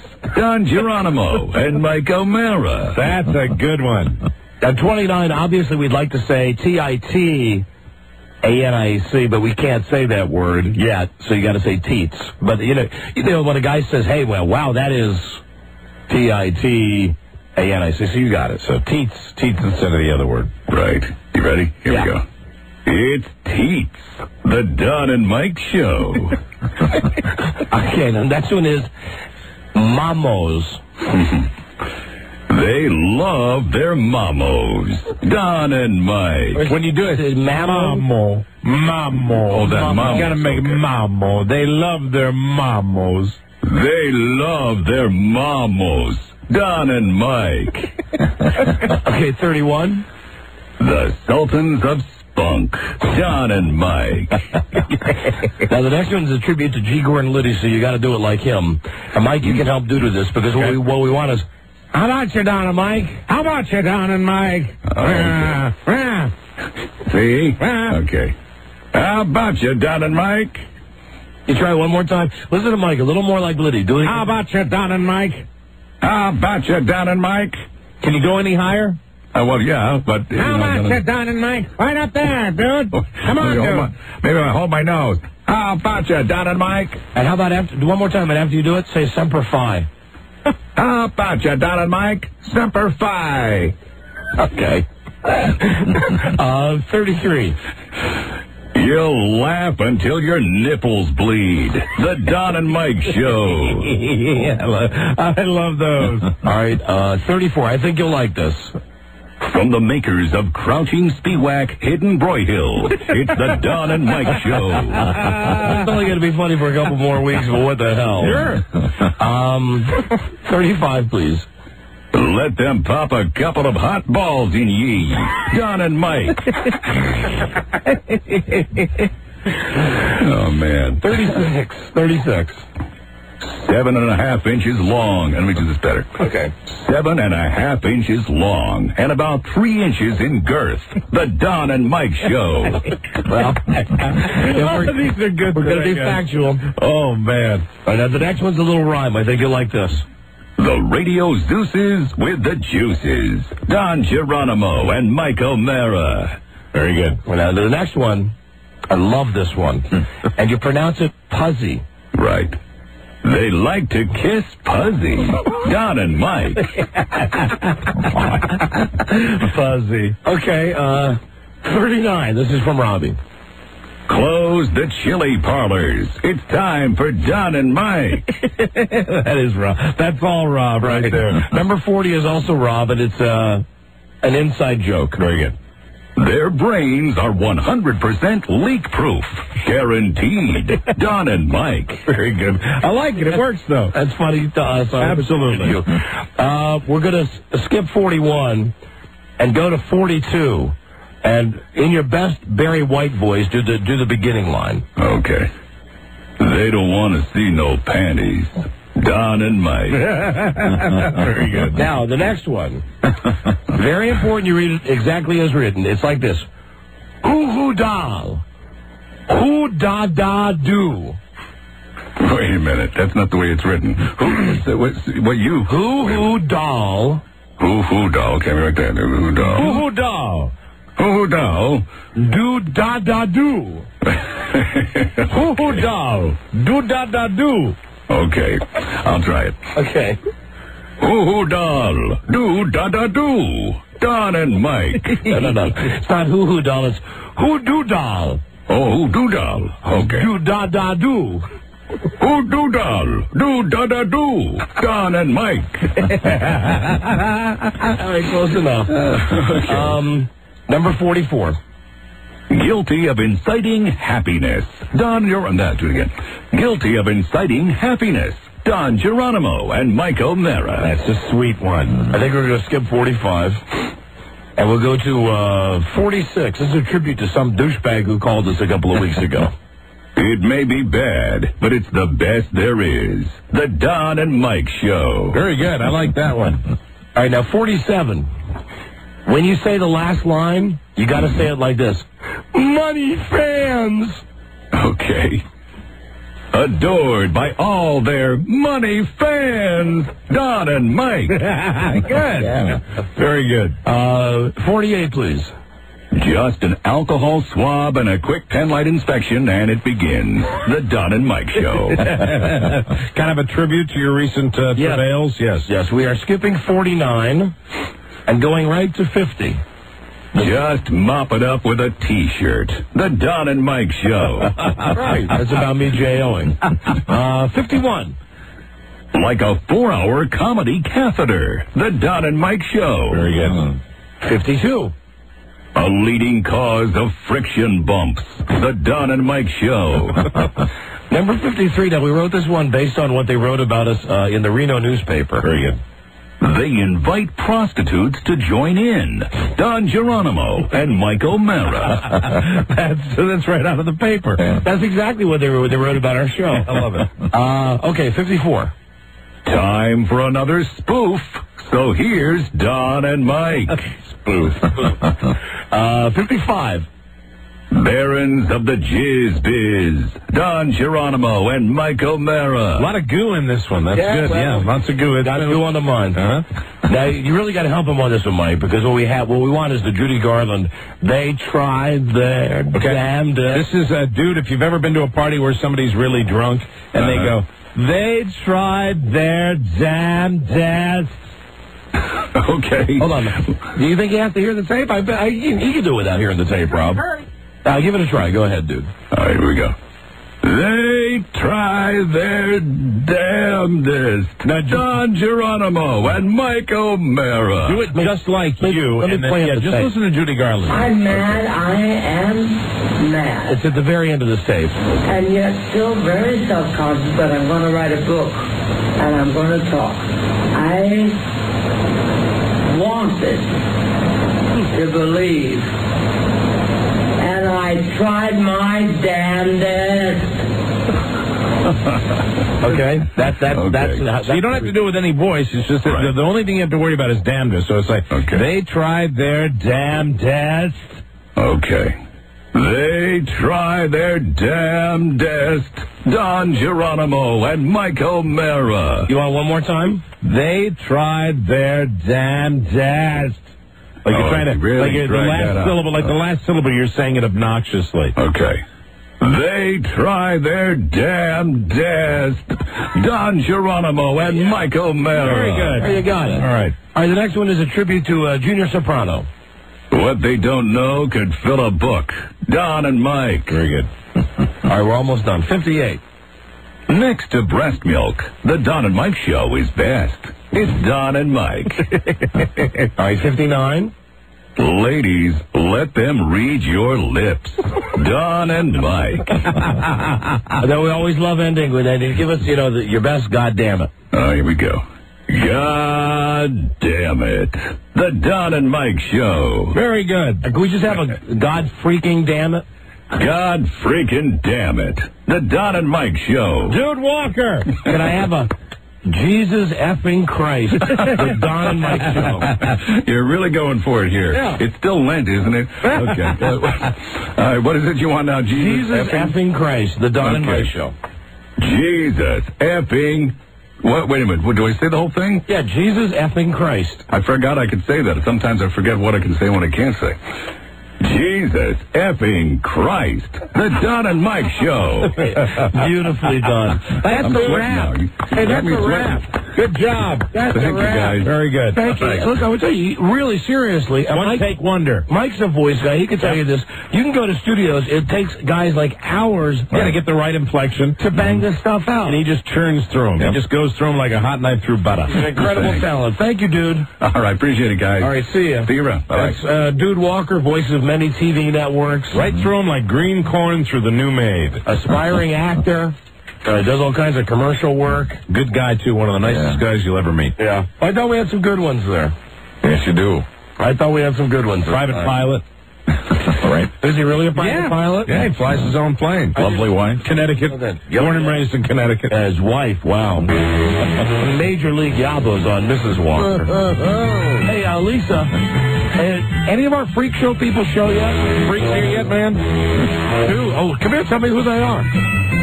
Because I know now we're running up on another time thing here. Because you want to talk to Nancy about the NCAA's March Madness. Right, Jim Nance is ready to talk to us. Who's here? I have the guy who's going to deep throat the sausage. Right, sausage. And the guy who's going to fart us all out of the studio. All right. Okay, well, the rest of them should be on the way down. Ew.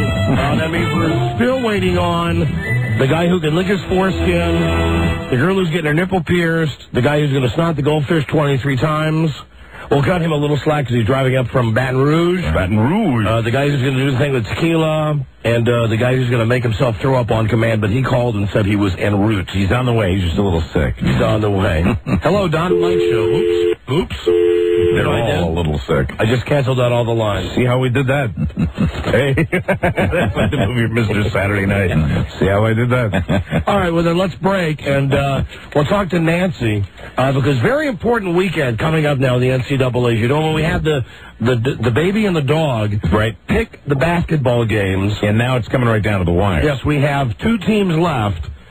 We have Duke, and we have we have Kentucky, and we have Arizona. Arizona, yes. Providence and the other Wisconsin are out. They're out of it. And, of course, in our area, in Washington, D.C., where we live, Georgetown, Maryland, which is just about as big as it gets in college basketball in these parts. Yeah, but I mainly care about the fact that at least one of the teams that was picked by the dog and the baby gets to the Final Four. And that guy still, if one of our teams gets to the Final Four, that guy shaves his head. It's head-shaving time. Right, and that guy, calls every single day now. He even calls back in the office when they're not on the air. Did you see? Your team, one of your teams got knocked out. Come on, but the guy wants to bust balls when we had teams that were picked by a dog and a baby. And two of our teams are still in it. Yeah. I got to think that our best chance, and I'll ask Nancy in a second, I think our best chance is Arizona. Yeah, everybody would agree with you. Because Kentucky, if they win whenever they play, they're going to eventually have to play Duke. Right. And they're probably going to lose to Duke. Duke. Lose to Duke. Hello, Don and Mike. This is Nancy. Already? Hello? I'm not ready for him. Hello? Jim? No. Oh, no, this is not Jim Nance. This is, it could be. Hello? He is so overworked. Nancy? It's not Jim Nance. Who is this? It's Omar. Omar, what's wrong? Nothing much. Hey, what's up, Omar? Nothing. Why are you calling? Talk about the game. What game? The Maryland-Georgetown game. No, please. No way. My God, no, absolutely not. Sorry. Hello, Don and Mike Show. Sorry I brought it up. Hello. Wahoo! It's a weird hang-up, too. Yeah. Kind of a synthesizer hang-up. All right, we'll talk to Jim Nance right after this. Number 1, Arbitron rated, the Don and Mike Show. All right, welcome back, everybody. And again, happy Thanksgiving from all of us here at the NFL Today. Now, the IBM Power Poll, just picked by my guys here as always. Craig, Randy, Jerry, Eric, man, Bob Matina, our radio buddies, Don and Mike, everybody in on this. They don't thumb on her case, pile whizzing. Don and Mike. All right, we're going to talk to Nancy here. Hello, Don and Mike Show. Hey, Don and Mike, how's it going? Hi, we're doing great, thank you. Hey, this is Chris. I'm from Baltimore. Listen, I just want to let you all know, I am in no way gay or anything like that. I mean, not that there's anything wrong with that. I'm happily married and got lovely children. But when I heard that gentleman was just doing the bumpers for you guys. The Dude Walker? Yeah, Dude Walker. I almost like jizzed in my pants. I don't know why. You are a fag then? No, I don't think so. No, but welcome. We welcome you because we did too. Well, you've come out today on the show. Thank you. Thank you. Let's all come out together. It's all right. Thank you. Goodbye. I mean, dude starts talking and we get all buttery. Hello. What a wonderful segue. There is everybody. Nancy, our friend, the loony Jim Nance. Jim Nance, it's great to have you on the show again. Boy, is it good to be with you guys. You know, I'm getting tired of people coming up to me, though, and saying they heard me on the Don and Mike show. Well, now, Jim, for whatever reason, is not the studio host for the Sweet 16 Final Four, Road to the Final Four. He's the main dude. He calls the main game. Well, not the main dude. The main dude is Billy Packer, but I used to be in the studio back in my early years at CBS, but for 11 years I've sat by Billy Packer's side and just tried to ride his, back all the way to the championship game. How is your mental state of mind these days, Jim? Pretty darn strong until I heard that gentleman on before me. I didn't know what I was getting into. You dig the college basketball, don't you? You get into it. I love it. I mean, I really do, and I can tell you guys do too. Yeah, well, here's why we get into it, and this is what we want to ask you. We had, everybody's got the goddamn polls and they get their brackets and everything. What we did last week was we had a dog come in and pick the first round. Yeah, I heard about this. And then we had a baby come in and pick the second round. I'm the national commissioner, of all these brackets, and that one got back to me, what you had done. Well, I'll tell you, we're very pleased with the fact that we still have, out of the baby's picks and the dog's picks, we still have 2 teams that are still in it. Now, I actually think we have more than 2. I think we have, Gonzaga, who's still alive. That's a very big team alive. We just did pick Gonzaga for the Final Four. Right, the baby picked for the Final Four Providence, Wisconsin, Kentucky, and Arizona. Okay. Now, we know that 2 of those teams don't have a chance, but we had some idiot, one of the, whenever we talk sports on this show, some idiot calls in who, should be called in WFAN. He was laughing at our picks, at the baby's picks and the dog's picks, and he said, if even one of your teams gets into the Final Four, I'll come down there and shave my head. And we said, with nothing, we don't have to do anything if our picks don't get, the baby's picks don't get in there. So what we want to know is, I know you got this whole thing about being objective and everything, but take that out for a second. Do you think that either Kansas or Arizona has a chance of going... Kentucky, excuse me. Mm-hmm. Kentucky or Arizona has a legit shot of going to the Final Four. Of course they do. Come on, guys. They're number 2 seeds in their brackets. They got a real good chance, and I think Arizona is a super strong team right now. It'll be very difficult to eliminate. I think that's a really good pick. Ah, good. So we could be having a shaved head down at the studio. Yes, all right. Do you think that Arizona is, of those teams we mentioned, they're probably a lock for the Final Four? No. Come on now. How closely do you follow this to be talking about locks? Well, I mean, Hampton last week beats Iowa State. This tournament, that's the charm of this tournament, is that no one knows what's going to happen. I mean, it's the unpredictability that you kind of lose in other sports in these tedious best-of-7 series in the professional ranks.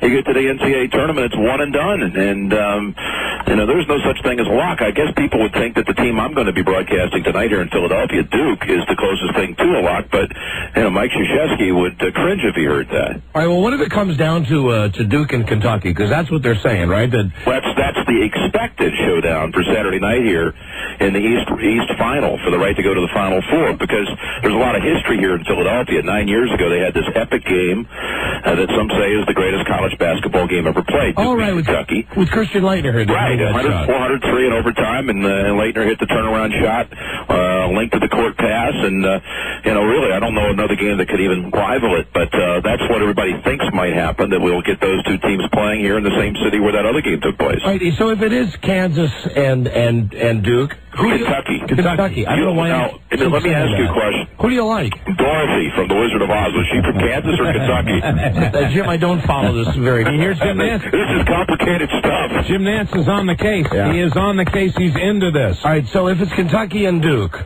obviously Duke is the favorite, but does Kentucky have a chance to beat them? Of course they have a chance. Well, I mean, and the Cincinnati Bengals have a chance, to beat the Denver Broncos. No. We're not talking about some extreme, crazy upset. We're talking about a team that won the SEC regular season, the SEC conference tournament, a team that won the national championship 3 years ago, and on its way, by the way, to winning the championship, beat Duke in the regional final back when they were both paired in the South bracket. Well, let me ask you this about the NCAAs. When you're talking about these upsets, the bottom line is you have kids. They are still kids, and a lot of times even the highly rated teams some of them get a little overwhelmed, and that gives an unknown team maybe a chance to zip in there, right? I mean, you talk about a team like Duke, you probably can't get any more composed group of guys. They're pros. But the pressure can get to them more so than the pros, don't you think? Well, Duke last year went into the NCAA tournament as the number one team in the nation and lost in this round to Florida, which went on all the way to the championship game before it lost to Michigan State. So certainly, in a one-game situation, that's why you see the crazy games like Hampton, over Iowa State, Utah State eliminating Ohio State, the matchups that you thought were one-sided turning out to be shockers. That's because there's so much extra pressure, and as you articulated so beautifully, in fact, you almost qualify to be one of our broadcasters here tonight with your explanation.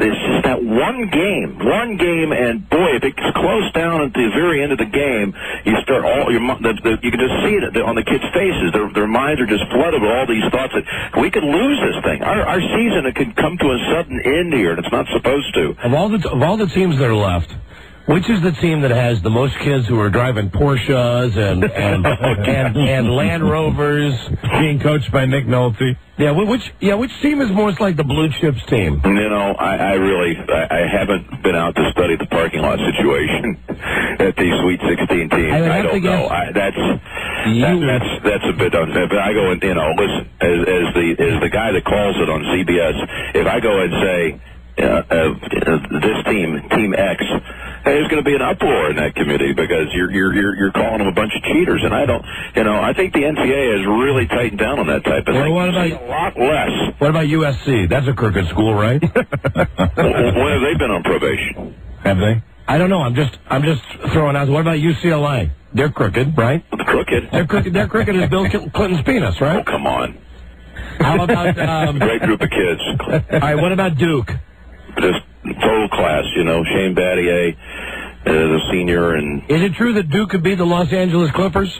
The Clippers aren't that bad now, let me tell you. What about the Bullets? Or the Wizards? The Bulls. They could beat the Bulls? The Bulls. They could beat the Bulls. They have an outside chance. Actually, no pro team is going to lose to a college team. I don't care if you put a collection of college all-stars, you're not going to beat the worst team in the NBA. But the Duke team really is a beautiful study in teamwork. They really believe in one another and could care less about the stats and the individual glory, and that's when you know you're going to win.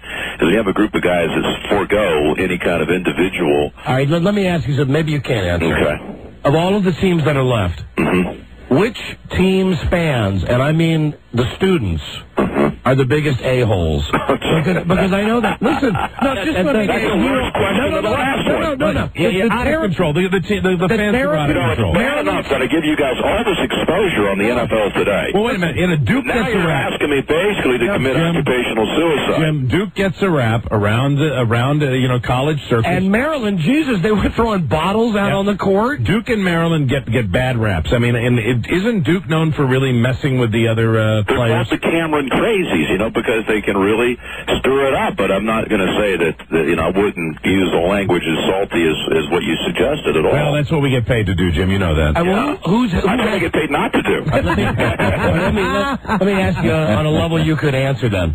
Which school has the rowdiest fans? Very good. The rowdiest fans. Yeah, rowdiest fans. Like maybe when you're broadcasting a game, you actually feel for your person. Well, you really feel it when you're at their home campus game. So, you feel it less in the NCAA tournament because, sadly, a lot of the students can't afford to travel to these games, much less get their hands on the tickets. When you've been covering games during the year? Stanford, you'd be shocked at Stanford. Stanford, all right, we're hearing it now. Stanford's kids at Maples Pavilion, they have a group called the Sixth Man. They stand throughout the game, and they're right on top of your announce position. What are those Now, I'm going to say this. They don't do anything out of line. They're very supportive. They're outstanding. So are the Duke Cameron Crazies. Probably the team that travels the fans the best is Kentucky. I mean, the Kentucky fans will go anywhere to watch their Wildcats play. How about the American University Eagles fans? Not bad. They've gotten better through the years. I'm hearing that. What I'm hearing. You're bad, Don. That was Mike. That's my alma mater.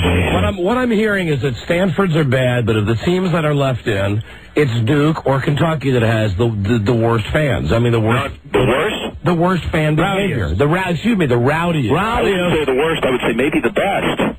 the rowdiest. And do you ever get taunted by those rowdy fans? I tell you, Kansas too. I'm starting to think through some of these brackets here. Do they? Kansas fans are just have you ever been out of sight. They're terrific. You ever been taunted? I mean, do you ever hear the Nancy? I got taunted one time, and it's kind of an interesting story, but it was in 91. It was in February of 91, and I was doing a game at Arkansas. And UNLV was taking on Arkansas. They were ranked number 1 and 2 in the country. And it didn't happen at the arena. It happened at the hotel. I had a group of drunks in the room next to mine. At about 3 o'clock in the morning, they started banging on the wall. Oh my! Challenging me to come out because they wanted to fight. And oh my God! On and on and on. So finally I called security and said, "Could you come up and somehow tame these guys?" I heard security. I actually was right by the elevator too, my room, so I could hear the elevator open. I could hear the guy come over and tell them to settle down. And as soon as the elevator closed and the security guard left, these guys said, "You will not make it to the game tomorrow. Oh my God! You are a dead man." Oh my God! And so I alerted CBS. I called CBS in the morning and asked for there to be some security, extra security on that day. And now what did they supply? Now on my way, finally they fell asleep and I had to leave for the game. Let's say it was 10 o'clock in the morning. I picked up one of those trash cylinders by the elevator, and I once the elevator door opened, I jammed it with my briefcase. I picked up that cylinder and I threw it against the door. Then I ran to the elevator, pushed through the lobby, and headed straight out to the car. So I got there. I shouldn't be telling this, but I got to the arena and I said, "Please be on the lookout for some people that have like a really kind of crazy look in their eye." And just as we're coming on the air with Billy Packer, that guy leaps over the press table. Now, everybody's aware that I had been threatened. I mean, I'm not obviously telling you all the things these guys had said. I can't repeat it. But it was pretty bad. So I said, be on the lookout for anyone with kind of a wild look in their eye. And just as we're going about 20 seconds to air, this guy leaps over the press table, and he's running toward us, and a security guard grabs him. Oh, my God. And as we're going through the 2-minute on camera, I'm to the corner of my eye, I'm trying to check this whole situation out. We throw it to commercials, promising to come back to the tip-off, and now I see that this guy that had that wild look in his eye who leaped over the press table was not one of the guys that was neighboring me at the hotel that night and threatening me, but it was somebody who wanted to come over and reach out and extend a hello. Again, this was in Arkansas. The guy reached over and said, "Jim, Billy, my name is Bill Clinton. I'm the governor of Arkansas." Oh, my God. Come on. At that time, as far as like on the national stage, no one knew him. But, he was going to be elected president. Are you 18 months later, 20 months later. Here was this guy with this wild look in his eye leaping over the press table. I thought it was the guy next to me in the room last night. Well, listen, you know what? You finally gave us a decent story. That is a great story, Jim. You finally gave us a decent one. It's amazing. It only took me, 4 or 5 years? There you go. Give him a round of applause. Have a great call on your game tonight. Throughout the Sweet 16, and then you'll be doing the big national championship, right? Next week, the Final Four will be there, championship game. If you guys want to talk about it, we'll do it. And you're the man. You guys. No, you. You're the man. I really do hear this a lot. I mean, I was climbing up a golf tower out on the West Coast Golf Swing between the Super Bowl and the NCAA tournament, and some guy at the bottom of the tower said, "When are you going to be on Don and Mike again?" There you go. They're everywhere. I said, I just did the Super Bowl. What are you talking about Don and Mike for? All right. Get out of here. Go do your prep. Goodbye, guys. There he is. That is a pretty darn good story. Nancy. Good appearance. You know what? My favorite part of that was he jams his briefcase in the elevator. Like, what a pussy move. Right. Picks up a trash can, throws it at the door, and runs to the elevator. But is that not like a move we'd do? Oh, yeah.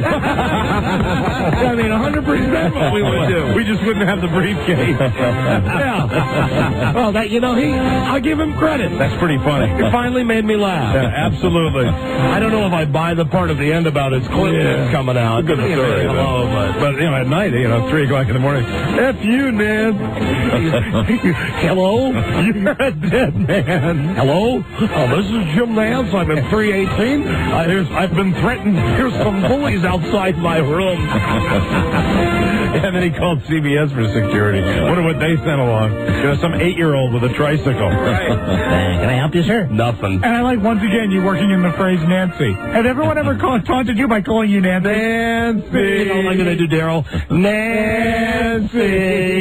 All right. He's a good guy. He's the lead guy for CBS. He'll be calling the games tonight. I think we're finally going to start the freak show in the next break. Oh, man, it's going to stink it. It's going to stink in here. Oh, no, hold on. The guy with the tequila's on the phone. Hello, Kyle. Hey, how's it going, Don and Mike? Hey, what's the problem, Kyle? Yeah, it was going to come down when I talked to Charlie, and he told me that I can't do a shot of tequila on there. You know, they do have, and I don't know why people can't drink on a radio show. Yeah, I don't know either. Myself, yeah. Hold on, I think Mike's got a comment on that. Hold on a second. Thank you. Yeah. Okay, that's sponsorable, Mike. www.egars.com, the hottest cigar site on the planet. Righty then. Yeah, so just letting y'all know that I'm not going to be able to do it.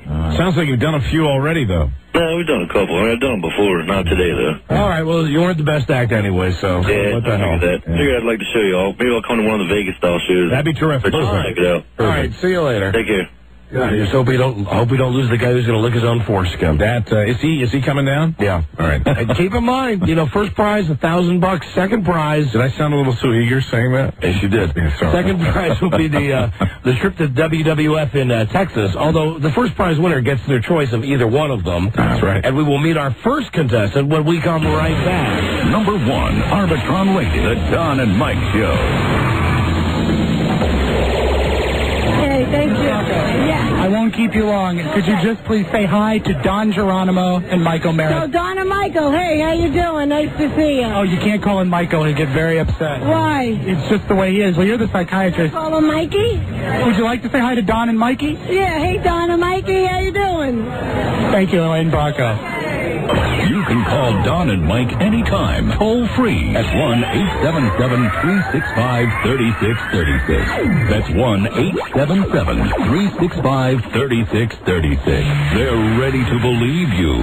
Hello, Don and Mike. This is Furio Giunta from The Sopranos. I never listen to you. Goodbye.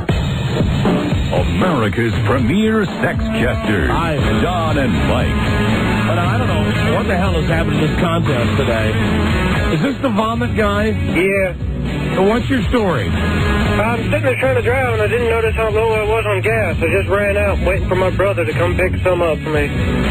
Right. Oh, come on. You were on Route 66? No, I was on 50. When you called, did you say you were on 66? No, I said I was on 50. What, did you get cold vomit? No. Was that like cold feet? Yeah. Yeah. If you want me to come by, I'm going to be able to come by just a little late. God, I hope so. Just a little late? Yeah. Well, these things are on time schedules, sir. Well, where are you at? Perhaps some good Samaritan is driving by with a can of gas in their automobile. Let's see. I am right now near Prosperity. Hold on, Mike's got some gas for you, I think. Hold on a second.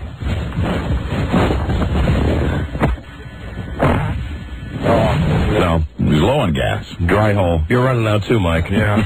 Not really. Is that a bad one? Oh, they're awful. The guys here, the one guy who did show up is the guy who wants to make a fart so bad that we'll leave the studio. Is he the only one? No, and the guy who wants to dethrone the kielbasa is here. Wow. I wish the hard-boiled egg lady was here. Yeah. So do I. So do I. So listen, where are you? Right here on 50 and Prosperity. Route 50 inbound and Prosperity. And where are you, on the side of the road or what? Right now I'm in the parking lot. Where is He's so full of it, he has no intention of coming down here. You're at the parking lot of what? Say again? You're at the parking lot of what? I don't know. I'll walk up near Prosperity. Well, what are you in a parking lot of? It's a simple question. It's some business area. No, you see, if you tell us where you are, our listeners will be able to identify if you're there or not. Yeah, and they'll bring you gas right away so you can come here and vomit. All right. My brother's coming down. I'll come by and... No. Just, I bet he's lying. Our listeners can get there before your brother can. I don't know. I already called him about 10 minutes ago. Well, if you just be a little more specific about where you are, we'll get you some help right now. All I know is I'm near Prosperity and 50. Now, you gotta be a little more specific. Well, look around. What do you see? Look around. Trees, business offices. Is there a sign on the business office? No, just numbers. Prithee, are these the same directions you gave your brother? No. No, you gave him better directions. Yeah, right? how did you... Excellent point, Rob. That's why you're brains.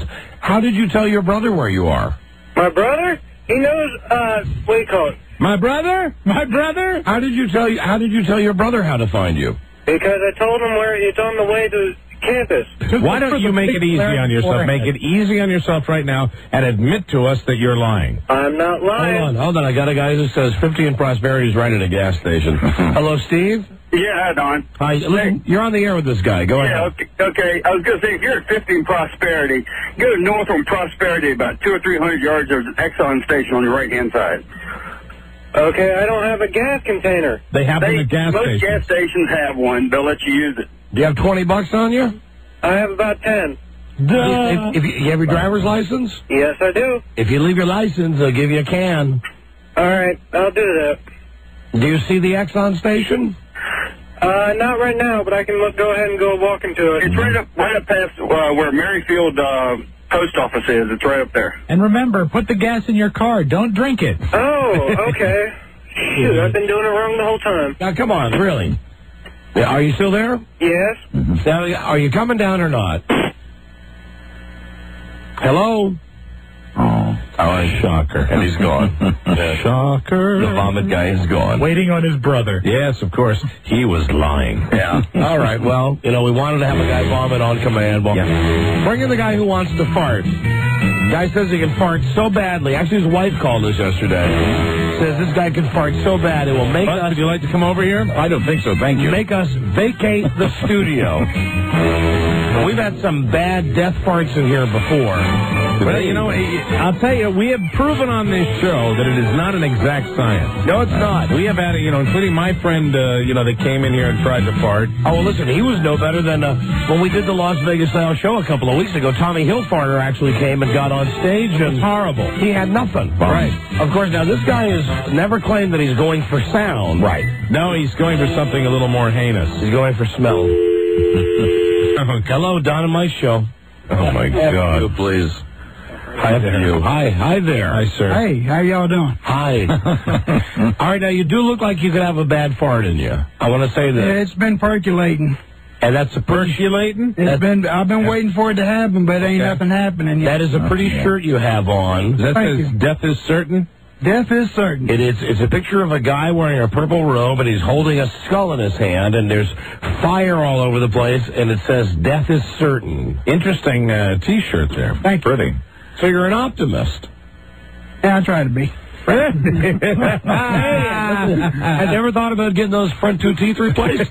Yeah. As soon as I win my $1,000 today. Is that what you're gonna use the $1,000 to pay for teeth? I think so. Oh, very good. All right. I'm still debating between that or the WrestleMania tickets. Now, what? Yeah, that's going to be a tough decision. That's a shock that you're debating. I mean, Now, what do you need to do to do this? I mean, I've just been sitting around relaxing, and right. I've done taking my food intake for the day. Oh, my God. I'll tell you, the anticipation is pretty awful. I don't mind telling you. Because I have certain other ways I can do these things. Now, when your wife called... You do? Like what? Well, certain medications and food mixtures and... Medications and food mixtures. So, in other words, like if you eat a hot dog and take a Goodies headache powders? No. No? What combination works? What medication works with food? I like Tylenol 3s. Really? That's like, isn't Tylenol 3 like prescription? Codeine. No, yeah, it's a narcotic. Yeah. It's a narcotic. Okay. Very good. You'll have to, I'm a little nervous right now. No, you're doing fine. You're doing just fine. No need to be nervous. No, thank you, Lisa. We've met y'all before, my wife and I. We've been to a couple of y'all's trips. Oh, good. Well, thank you for coming. Fantastic. What can we do to accommodate you so that you can fart so that we can be grossed Just out? waiting for it to happen, and when it does... So you're just kind of chatting, and, the pressure's on now, though. You know, a lot of people that fancy themselves fantastic farters have come into the studio and not been able to deliver. You know, we really can't give you a completely unlimited time. That's the bad thought that I had today, because I had some earlier today. Yeah, in which you just didn't keep in. They just crap out. Yeah, and it usually happens around nighttime. Oh, now it was your wife who called us yesterday and said that your farts would kill us. Do you give your wife Dutch ovens? Huh? Do you give your wife Dutch ovens? Like where you lift the sheets over your head after you do that? Worse than that, dude. What do you do, dude? Dude? Yeah. No, I mean, it's just like when it happens. Have you eaten any of those Tylenol 3s today? No, Okay. I've been off that stuff for a very long time. Oh, good for you. That's good for you. Welcome back. Very good. Thank you. Well, I don't want to put any undue pressure on you, but I want to tell you that we are under a schedule here today. We are running out of time, and I want you to think now about those 2 front teeth you're missing, and think that you could get yourself 2 new front teeth. I've been trying. With $1,000, or you could take the trip to Houston if you win to go to WrestleMania. Is that where you're bouncing up and down a little bit? No, just trying to wait for something to happen. Yeah. See, it's not like those guys that actually bring air in. He's really waiting for gas. Yeah. He's waiting for the gas to just creep out. I've done taking my my intake of food. Can we get you a soda or? Oh yeah. Yeah, would you like a Coca-Cola? Oh no. Water. Get some gas. Want a water? Yeah, sure. That'd be great. Right, here you go. Here. Do you think that will help? Yeah, some. I've been drinking water out of the fountain out front. All right, go ahead. Chug the water. I'll give you a... What do you do for a living, sir? 1 minute. Drive. You drive. You're a driver. Yeah. All right. I tell you what, not to put any undue pressure on you, but... You okay? Oh, he's drunk. Right? Don't cough up another tooth. Did that go down the wrong way? You're already missing the front, too. Okay. Okay, we have a little... Did it go down the wrong way? Yeah, a little bit. Yeah, a little bit. All right, we're going to give you 60 seconds now to fart for us. It's not going to happen in 60 seconds. Well, we have to put you on the timer anyway. So we can chat until then. Yeah, We can chat until we ask you to leave. Step up to the microphone, and why don't you try to... Why don't you try to push one out?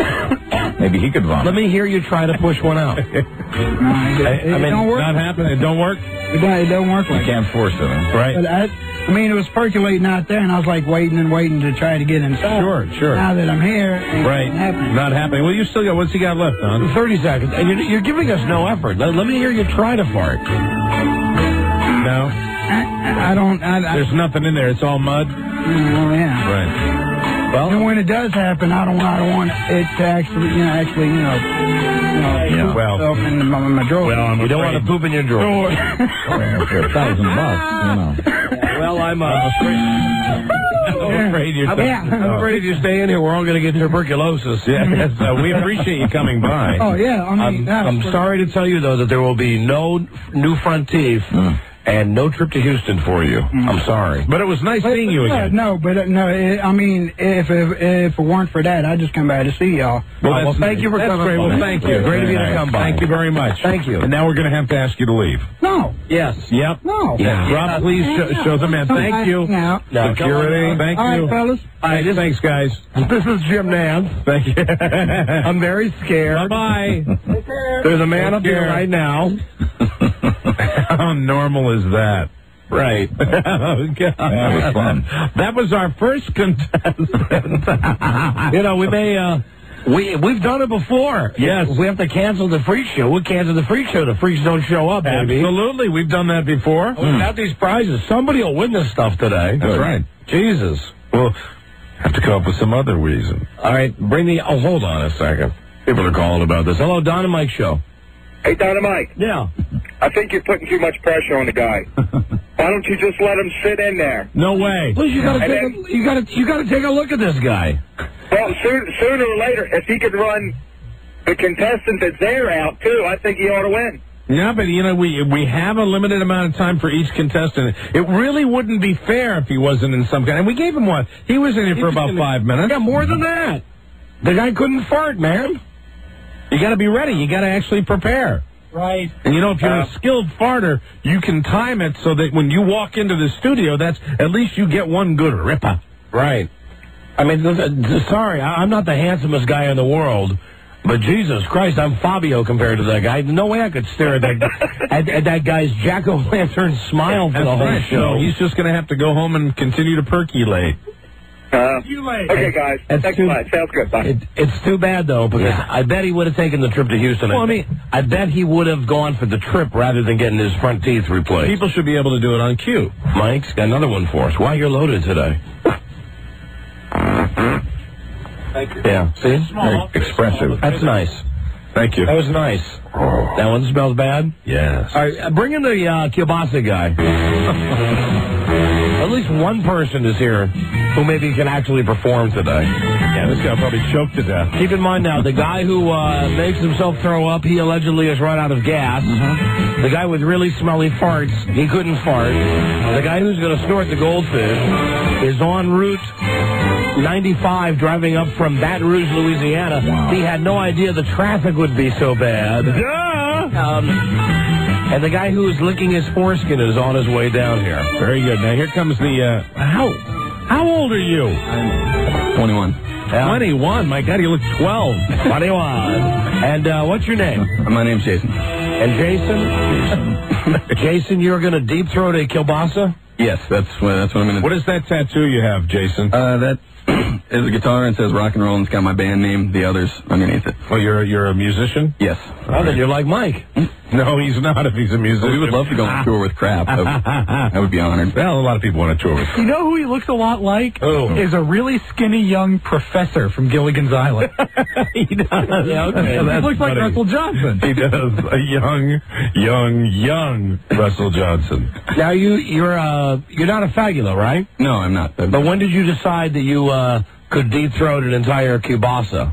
Well, I don't exactly recall the whole party when this first took place, but I remember waking up in the morning with Polaroids of me doing this next to me. So. And you amazed and entertained your friends when you did this? Yes, they all loved it. And it was so strong a performance that you felt that it was worthy of coming on the radio and doing it? Well, I figured, all right, might as well give it a shot. That's good. Sure. Let me see the sausages.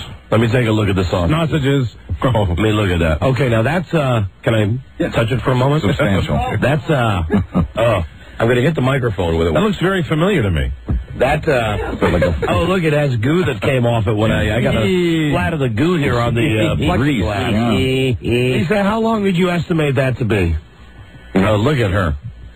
She got her expert scales. You put her hand wide open. How long? 9 inches? How much of this are you going to get down your throat? I can get almost all of it. All right, go ahead. Don't kill yourself. Amaze us. Rob wants you to, but don't kill yourself. No, so do I. no, maybe. All right, go ahead. Amaze us. All right, here we go. Here you go. Right. Oh, this is not too weird. He's living God, so gay. So homo. Oh, my God. The whole thing. Wow. Oh, wow. All right, he has... Now, how long could you keep the whole thing in your mouth? Indefinitely. All right, let's time you and see how long you can keep it in your mouth. Homo Joe's on line 2. Yeah. Homo Joe's got... It's incredible. Raging hard on right now. I'm getting grossed out. So don't inhale. I think it's close to a foot long. Shouldn't you, take that out of your mouth? Hey, do you have a ruler or something so we can measure this thing? Okay. Lisa gave That's it. He's taking it out, ladies and gentlemen. All right, there we go. Half a minute. That was pretty impressive. I would say we have to measure this thing because, you took the entire thing down your throat. My God. There was none of it. That was not a disappointing performance. There was none of it that was showing he had the entire thing in his mouth. Now we're smelling the kielbasa. Yeah. That's like what sword swallowers do. Yeah. I mean, that's pretty. Let's measure at least. That's like what homos do. What you got there? 11 inches. 11 inches, all the way down. All the way down. And the first time you did it, you got wasted at a party? Yeah, I was pretty intoxicated the first time. Oh, wow. Okay. It's amazing. Well, you're in first place right now. Definitely the leader. Yeah, 1 out of 1. Good job. Get your kielbasa and get out of here. Goodbye. See you later. Congratulations. Nice job, Jason. Congratulations. You can get 11 inches of meat down your throat. Made your friend. The life of a party. Not too gay, the way he was licking it and stuff before he put it in his mouth, and he actually started to suck on it before. Were you surprised that it went all the way down? Yeah. I couldn't believe it. I really thought he was going to choke to death. Yes, I was. Wow. Wow. God damn. Wow. Okay, well, that's an amazing act. Yes, truly amazing. We just saw something amazing. Hello, Don and Mike Show. Homo Joe here, Don and Mike. Oh, yeah. He went to the Homo Joe Deep Throat Training Academy. It was pretty amazing. 11 inches down his throat. That's pretty damn good. He's got me beat. Homo Joe, get out of here. Goodbye, Homo Joe. Goodbye. All right, listen, our doors are open, and we're waiting for more freak acts. Certainly someone out there can beat the guy who can take 11 inches down his throat. Turn up the radio so I can listen to myself. Turn it up now. It's about that. Well, you know what he was doing. Oh, absolutely. Do you have the sound effect? We do. Of Joe listening to himself? Yeah. If I time it right, it'll be just after the delay. Hi, Don, Mike. Homo Joe here. Oh. He's from the Homo Joe School, 11 inches. I love their show. You. I just grossed myself out. Okay. That's act number one. Very good. Hey, wasn't it just, he said he was going to do something, and he did it. We're still waiting on act number two, you know. Yes, we are. Hello, Don and Mike. Hey, Don, Mike. Hey, don't all homos say they were drunk the first time? Yeah, you're probably right. I believe so. How it starts. I want to tell you, it was very, very gay the way the guy licked the thing and sucked it before he put it down his throat. Like he'd done some practicing. Hey, what did it smell like first? Just for snicks, the guy had a second one. Bring the second sausage in here. I'd like to see how much I could get, just to show you. And we'd like to watch. I'll give you a demonstration. All right. To see how much I could get down. Yes, Rob, I'm disturbed too. Rob, I am disturbed too. Trying to put on a show. This is on the heels of the touch me thing. And nothing to do with touch me. I'm trying to show that I'm a heterosexual man. I bet I can't get a lot of the kielbasa down my throat. Well, they're going to get the kielbasa for you. It's on its way. He came with two of them. Yes. I don't want to use the one he used. Of course not. Why not?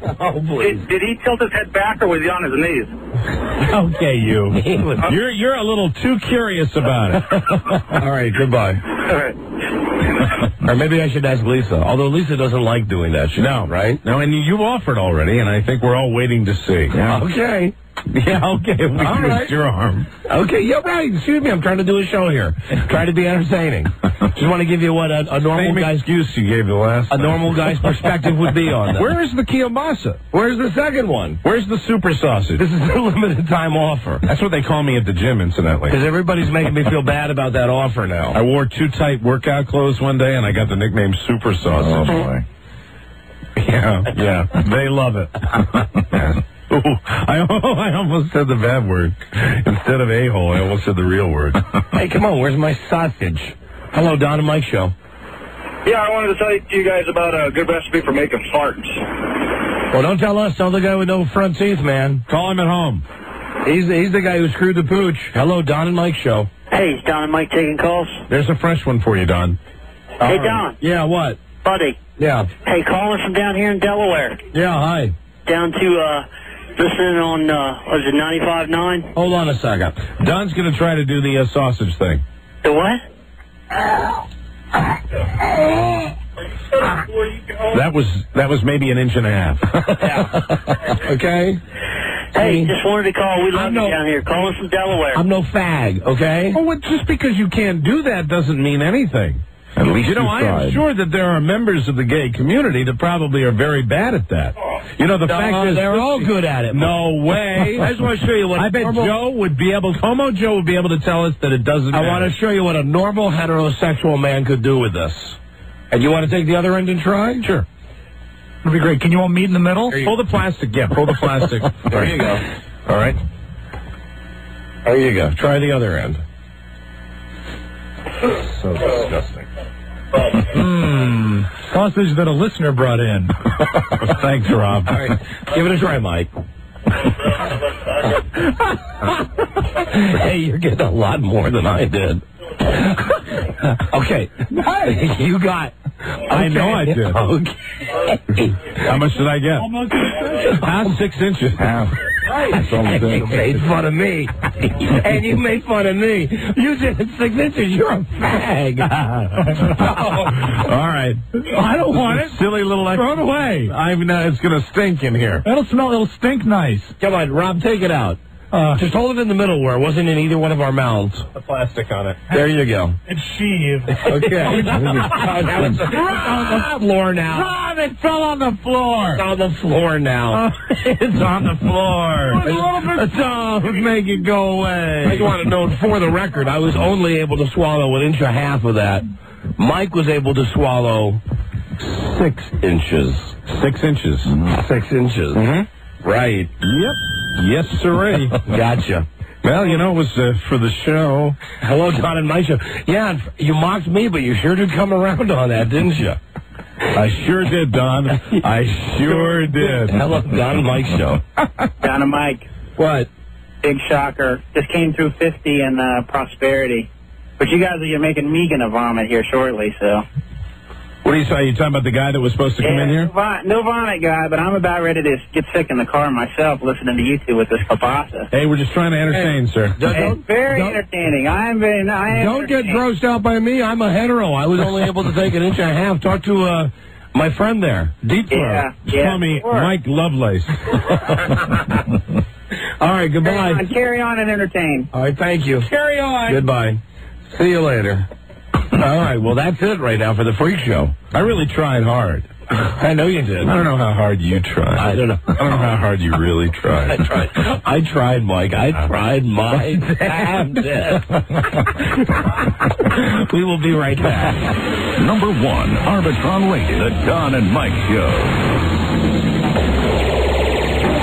If Larry tells him about the time I masturbated before the show, I'll never be able to show my face in public. Why are we masturbating before the show? You see? It's an interesting story, isn't it? Well, he's going to put it in the book. I can smell it. Don't boxers abstain from any type of sexual activity before a big fight? Yes, because they are pussies. What I find is a little sexual stimulation before the show relaxes and centers me. Oh, my God. What? What if he has the pictures? Jesus effing Christ. Don and Mike Show. I saw a pretty pathetic picture in the lobby. Yeah, it's sad out there, isn't it? Well, the guy's out there holding his kielbasa, all proud that he got 11 inches down. And the guy who's missing his 2 front teeth is just sitting out there pouting, I guess, waiting for a big fart to come up. He said he had his attack earlier today. According to most of the people in the freak show, there must be some incredible pileup on the Beltway that we haven't heard about. Yeah. Because they've all called to say they're all on their way down. And after you complimented Dr. Gridlock yesterday. That's right. Hello, Don and Mike Show. Hey, if the kielbasa guy is the only guy who actually did anything, we'll give him his choice, and then the good news is someone else listening is going to win one of the other prizes. That's right. Hello, Don and Mike.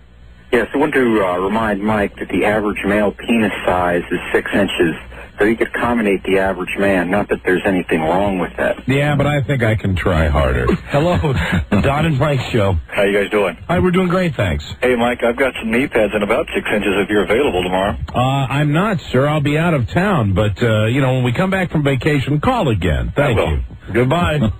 Goodbye.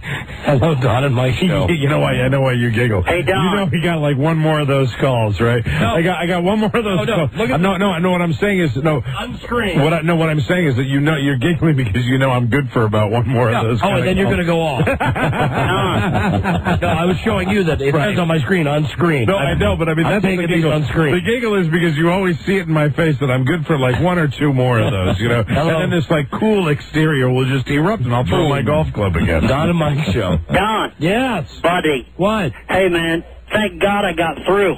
Can never get through. Try calling you guys all the time. We're listening from down here in Delaware on 95.9. Oh, 96 Rock, right. 96 Rock. We love you guys. You guys were down here a couple years ago, and they kicked you off. Yes, and we were mad as hell. We tried to sign a petition to get you to come back on. We called the radio station and told them how stupid they were for kicking you guys off. No, I love that. I love the fact that we're back on in Ocean City. Yeah, man, you guys are the greatest, man. We love listening to you. I love Ocean City. How many radio stations have we been on in Ocean City? 5. This is our 5th radio station? This is our 5th. We're running out of stations. Very good. This is a good one, though. This is the best one. No, 96 Rock's a good station. Hey, question. The guy, when you guys yesterday were talking about the website where you can see the actresses nude. Mr. Skin. What was it? It was www.mrskin.com? Right. Okay, I couldn't remember what it was. I was on the way home listening, and I couldn't write it down. Although, I want to tell you something. Thank you for the call. We had Mr. Skin on, I think, like 3 or 4 years ago, and we've had him on once a year since then. Mm-hmm. When we first had him on the show, he was a guy that no other disc jockeys knew about. Right. And once Mr. Skin figured out that he came on our show the first time, and we blew out his server. He got like 100,000 hits in 24 hours. Yeah, he talked about it yesterday. Mm-hmm. And the problem is, now I went on his website last night. He has a list. If it goes, click on radio, you see the guy's the biggest whore in the world. Yeah, he's like so many people that do that type of thing. He's a radio whore. He's on a million different radio stations, and his site has changed. If you want to see the good stuff, you got to pay like $35.95 now to get inside. It used to be totally freebie-jeebie, where you just could click on and see Goldie Hawn's bush. Mr. Skin is a corporation now. Yes. Oh, yeah. He sure is. Hello, Don and Mike Show. Don and Mike, what's going on? Hey. All right, I'm in Manassas, and if nobody else is going to show up, I can come up and do a free show for you. What's your talent? I can stick a crayon in my ass and write Dynamite Rocks, or Dynamite Kicks Ass, whatever y'all want. You can do what? Stick a crayon in my ass and write whatever you guys want me to write. Dynamite Kick Ass or whatever. Sure, come on down. Be there half an hour. All right. See you then. Goodbye. Hello, Don and Mike Show. Hey, how you doing, Dynamite? Hi. Having a very gay show all of a sudden. We are indeed. I mean, it's trending in that direction. Hey, Dynamite, forget that other clown was out in the hallway. I've been holding this past gas since 2 o'clock, and I'm about to make y'all throw up as soon as I get there in 20 minutes. All right, everybody's. And I'd like to say that we are open to other ideas too. Really, I mean, it's not just guys to come down, and this is not a farting contest. We're open to ladies too, you know. Yes, we know that. I'd like to point out that everyone who signed up for this contest yesterday, they've all called back in the screening room, and they all said exactly the same thing. I'll be there in 20 minutes. Yeah, and but women are encouraged at this point. And I think a simple act of female nudity might win. Oh yeah, well, you never know. That was Rob saying that. That's good. Thought. That's okay. All right, well, come on down, Robbie. Listen, do me a favor here. Yeah. Hook up the satellite. Right. Yeah. Okay. I'm having a brief problem with my kidney. I'm going to have to duck out for just a moment. Okay. Very good. No problem at all. We're going to try to get the satellite to hook up to the brand new, is it the Pope Museum? Is that what it is? The Pope Center, I think is what they're calling it. And it's, we've got an actual satellite connection that we're trying to work out with the Vatican right now to see if we can get through. Rob was working on it for the better part of the last hour. Have we gotten the bugs worked out of that while Don goes down to the little general room? Something seems to be coming in right now. Sounds like it. I hear something. It doesn't sound like the Vatican. It sounds like kind of a cocktail bar. I think we've got the Pope Center. Hello? Can anyone hear me? Hello? Pope Center? Come in, please. Try to get His Holiness the Pope, who is supposed to be at the center. I think I hear him. So I says to this guy... Hello, Your Holiness? I says to this guy... He says to this guy... I says, so there's these two fags. No. Oh, my... Hello? Your Holiness?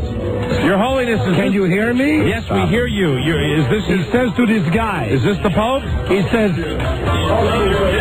Hello? He says to this guy... Oh, can you hear him? I don't think... Hey, this freaking microphone is not working. Yeah, no, it's working perfectly well. I can't hear nothing on this freaking microphone. It's working perfectly well, Your Holiness. I can hear you. I'm supposed to do an interview with the goddamn disc jockeys. Well, I can't hear anything. Not language like we normally use. Jesus effing Christ! I'm supposed to be on the radio now. Hold on. No, he's on the air. Hold on, he's there right there. Oh, hello. This is working? Hello, yes, Your Holiness. Oh, hello. Hello. Hi, how are you, sir? Hello. Hi, we're very excited about the Pope Center. Hello, are you there? Hello, this is the Pope. Yes, can you hear us? Yes,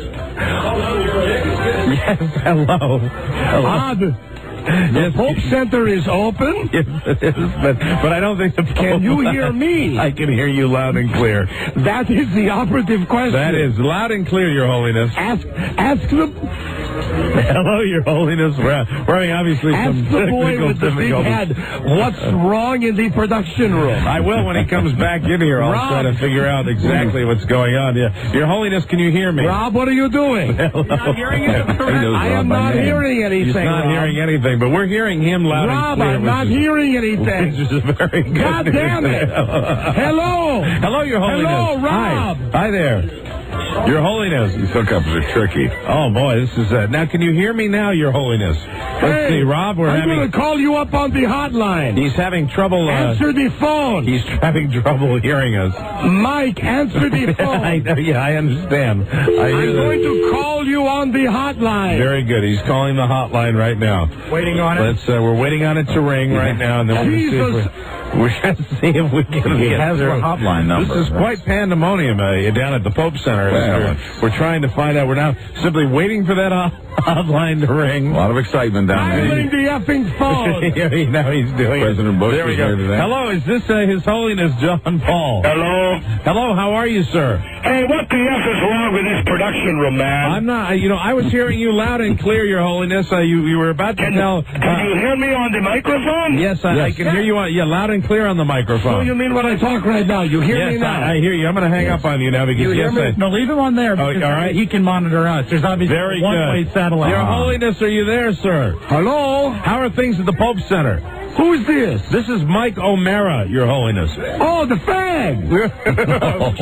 Hey, I heard that you just went down on a guy 6 inches. No, that was a kielbasa that was in here. It was an experiment that we were playing, suggested by my partner, Don Geronimo. He's hetero. His second gay move of the month. He's hetero, man. Yes. I'm not sure. We're all wondering about that. He loves poontang. He does. Well, so does his partner. I want to tell you, I love poontang. Well, do you really? Well, can we look forward to any of that at your new center? Yes, as a matter of fact, I have the girls from TrueExposed.com. Oh, fantastic! Right now, Shiloh and right in front of me here at the Pope Center. That's quite a show that you've got going We're on having there. a dildo show now. Oh, my goodness. Wow. And very soon, they will be using a crucifix. Oh, wow. Oh, boy, I tell you. Okay. I'm tanked, I'm man. seeing picketers on the line. I don't know about you. I'm tanked. All right. Are you really? Have you had anything to drink? Me so horny. Well, you're always like that. Me so effed up. Yeah. Listen, I want to tell you this. Is this Brother Michael? Yes, it is. Right here, Brother Michael, standing by. Let me tell you the Gay scam. Brother Michael, right here. Let me tell you the scam. Yes, sir.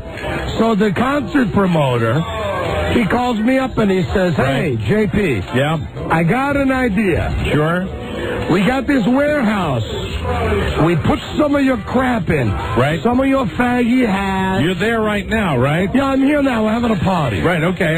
So you get some of your hats and some of your stuff. It says, get some skis. Right, yeah, some of your skis from when you skied. Put some of your old pictures up, and we charge people like $15 a head to come down and look at this crap. That seems a little expensive, Your Holiness. Oh, I got overhead, man. Yeah, well, how much profit are you making out of that $15? 100%, baby.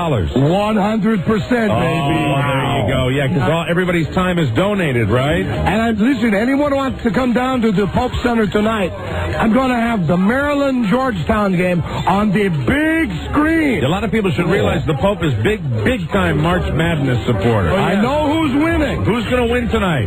Maryland by 4. Whoa, the Terps fans are going to go crazy. But isn't Georgetown a Catholic school, Your Holiness? Not really. They're Catholic like you're Catholic. And like that great heterosexual Don is. They're Catholic like that. Hey, is Buzz there? Yeah, Buzz is right here. Yes, Say Your hi. Holiness. Say hi. Hey, Buzz. Hi, yes, Your Holiness. Hi. Got any weed? No, sir. Wow, No, it must be a no. pretty good party down there. Are you going to be raising tickets, or will you be holding the line on your prices, Your Holiness? Friday, Saturday night for the ladies. Right. No cover till 9 o'clock. Oh, that's fantastic. What about if my partner and I were to come down there, Don Geronimo Geronimo, Michael Merrick walked in. What about our room and our meals? Your room, your meal, come. Wow, that's I have you're special VIP passes for you. Oh, that is fantastic. Just like the Shark Club. You come down. You come in the back room with me where we have the circular sofas. I'll bring my kielbasa. We get some nice girls to dance for us. Oh, yeah, I know you like that. That's fantastic. I love it. That's great. What outfit are you wearing today, Your Holiness? Right now I'm in a Speedo.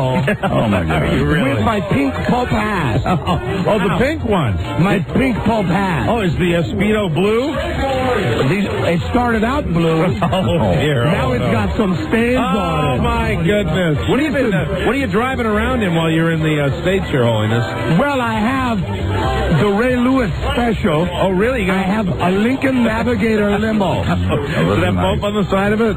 Me and my posse rented it at Alamo Rent-A-Car. You and the Cardinals, right? Right. That's fantastic. How long do you think this party's going to go on, Your Holiness? Christ, all night. Oh, wow, that's it. You can go all night, huh? I sure can. You know what? I want to tell you something about this whole Pope thing. Yes. I'm just a man. Flesh and bone. Flesh and bone. Oh, we understand that. I am no different, really, than your Bozo the Clown. Oh, wow, that's a good... What will you be doing for recreation when the party's over, Your Holiness? You do anything during the day, or do you just sack out? Well, I'll tell you what I did today before I come down here. Okay, very good. They got me a nice room at the Four Seasons. Mm-hmm. I had myself a nice brunch. Oh, that's lovely. Lovely hotel, then. I watched The Price is Right. That's a great show. You're a big fan of Bob Barker. In fact, you intervened to get him that job, didn't you? Yeah, he's a good Catholic boy. Yeah, very good. Fantastic. I watched the news on Channel 9, and I see this chick, and I say, hey, Padres, come here. Hey, look, this chick, she's bald. She's wearing a wig. Oh, you're talking about J.C. Hayward? Yeah. Oh, yes, Your Holiness. And they got this other guy. He's anchoring the news. Right. And he has bad hair plugs. Very bad. And bags under his eyes? His name is Frank Herzog. What was he doing on this show? Was he making pound cake. Wow. That doesn't sound very entertaining. That's the crappiest TV news I ever seen. Well, I urge you at 10 o'clock tonight to turn on Fox News at 10 and watch Mike Landis. Yes. Oh, Mike Landis works for Satan. Oh, he does? Really? He's trying to deal with the devil. Yes. Hey, Your Holiness, I know you're a big fan. Did you happen to catch Kathy Lee's TV movie over the weekend? Oh, that effing bitch. Yeah, hey, there you go. I had a preview of it. I didn't watch it live because we watched The Sopranos. Oh, you like The Sopranos? I want to tell you something. Right.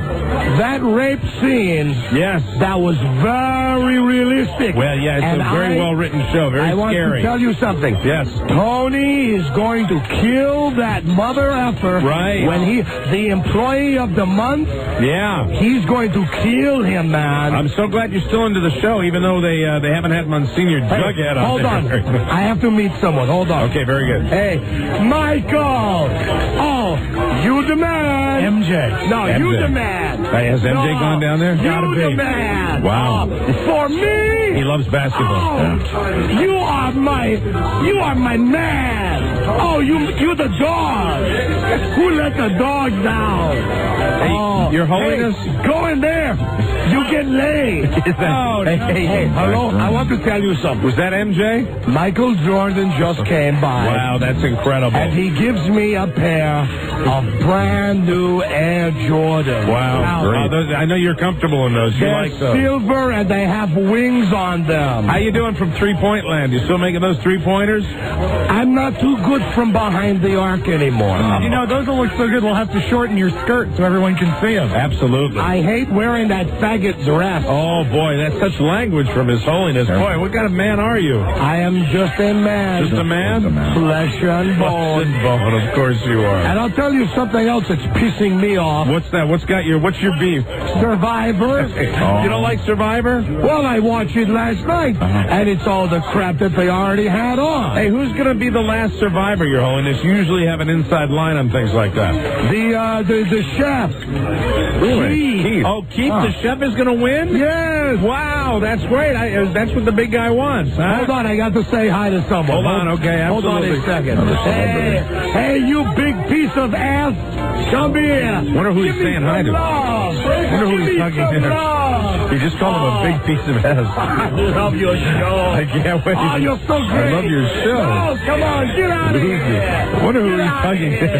Who's he hugging? Wow. This is my favorite part when he's preaching. I want the Pope to greet more people. It was goddamn Tim Russell. Oh, yeah.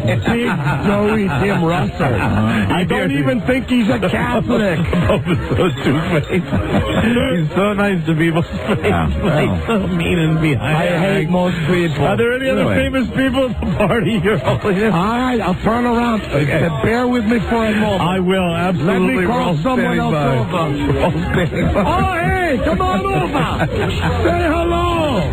Oh, it's been such a long time. He's the host with the most. You know what? Can I tell you? I love a Messerschmitt. I love a Messerschmitt. You know who that is. Come on now. Speak German for me. Oh, hey, how's the laser eye surgery? Well, hey, don't tell anyone I said this, but Sieg Heil, what do you do? All right. Goodbye, G. G-Man. G. Gordon Liddy. That was my friend, G. Gordon Liddy. Wow. Yes, G. Gordon Liddy at your He's party. here at my party at the brand new Pope Museum. All the movers and shakers. Hey, is W going to come, do you think? The president going to poke his head in there? Let me ask. Okay. Hey, is the cokehead coming down? Oh, my God. No, but his brother's here. His brother. Hey, look at that. He's getting a BJ right now. Oh, my goodness. Wow. This is a wild, wild party. Sounds like a wild party. What kind of man are you? I'm just a man. Flesh and bone. Flesh and bone. Oh, hold on. I got to say hi to someone else. Somebody else. Another celebrity. Hey, can I tell you something? I'm nice to everybody I meet. I want to tell you something. Hope it's turned into Nando. You're a sea sucker. Oh, wow. You hear me? Wow. You son of a bitch. You're a sea sucker. Can I tell you what my Oracle stock has done this week? He's talking to his broker. You're an MFer. And I will tell you something. And his voice is changing. I will see you in hell. Oh, wow. That's the worst thing the Pope can say. Suck my D. Oh, my goodness. That's incredible. Mr. Greenspan. Okay, that's his broker. That was Alan Greenspan. Alan Greenspan. Alan Greenspan. Well, you know, for a man of your age, I think you're just doing a fantastic job He hosting called this me party. up. He says, what should I do? I said, go 3/4 of a point. The horse's ass. He goes half a point. Right. You're pretty heavy into the market still, aren't you, Your Holiness? Oh, I'm getting killed in Oracle. I'm getting killed in Lucent Technologies. Oh, yeah, I know you're a big player. I am. And you know another stock that's killing me? What's that? Westwood One. That's never going killed a lot of people, Your Holiness. Hey, hold on. I got to say hi to someone else. Oh, good. Another person's coming to the party. Hello. Hey, Mel. Come here. How about a hug? He's a big fan. How about a hug? Oh, look at that. How he's greeting him. I saw your profit margin. I know. Good man. All right. He likes him. Right. I know. They're good boys. There he goes. They're on the phone with me right now. Talking about you. Putting in a word for you. He's plugging them. Hey, put them on in Rome. Hey, we're looking for that Rome affiliate. I was just talking to your boss. I know you were. One of the Fortune 500 guys. Was he wearing cufflinks? Gigantic cufflinks. That's right. Are you wearing cufflinks? Oh, that's right. You don't have a shirt on. I'm being dressed right now. What kind of man are you? I'm flesh and bone. Okay. Just a man. I'm being dressed right now. I'm being put into an Armani suit. Oh, really? Wow. No shirts. Is it all white? No, it's my gangster suit. Oh, really? Pinstripe. It's my gangster suit. Oh, Mike, hold on. Yeah, no problem. One more person. One more? Hey. Big party. Neon Dion. Wow. You know, all the sports figures like to get together with Let's him. do the dance. Oh, he's doing the dance. Who let the dogs out? Woof, woof, woof. He loves sports. Dion, I know the whole born-again thing is a bunch of crap. Have a drink, get laid. All right. You're the host with the most, Your Holiness. That was Dion Sanders. Dion, we heard you greeting him. Boy, you're just greeting everybody there, aren't you? Listen, I gotta go. Oh, it's so nice talking to you. I gotta go. There's so many people here. I just want to say, the brand new Pope Museum. Yes. Open weeknights until 11. Can I ask you one last question, Your Holiness? Is it worth the price of admission? It is worth double the price. Wow, that's fantastic. Friday, Saturday night for you chicks. Yes. No cover until 9. That's incredible. Brilliant. And if you've had breast enhancement, Oh, wow. your first drink is free. Oh, and if we ever come down, we get everything for free? Your room, your meals, come. That's fantastic, Your Holiness. All right, I was really enjoying talking to you. Enjoyed talking to Great you. hearing Take from care, you. ladies and gentlemen. His Holiness. Am I off the air now? John Paul. No, I think he's off the air. We might have to that's it. Turn him off. Turn him off. And they Turn use him the off. delay on the phone. Wow. Wow. Ladies and gentlemen, down there at the New Pope Center, that's His Holiness John Paul. Pretty incredible stuff there. We had to use the delay because there was some language that actually was totally inappropriate, and we couldn't do that. He's very excited. Who can blame him? I know. Who can blame His Holiness John Paul? You know, I only wish that Don wasn't having a problem and didn't spend the better part of that break in the bathroom. He's not uncomfortable. We're going to have to go to break if he doesn't come in here in about 2 seconds.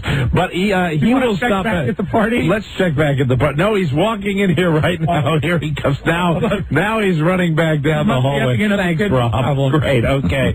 Yes, let's check back in at the party. Yeah, wait. Let's listen. Now he doesn't know he's on the air. Hope he doesn't use that language. God, I gotta take a dump so bad. Yes, this is it. Oh, I feel the head poking out. Oh, no. He's brown. Does anybody hit? Ladies and gentlemen, we will be right back after these commercial messages. Number 1, Arbitron Lady, the Don and Mike Show.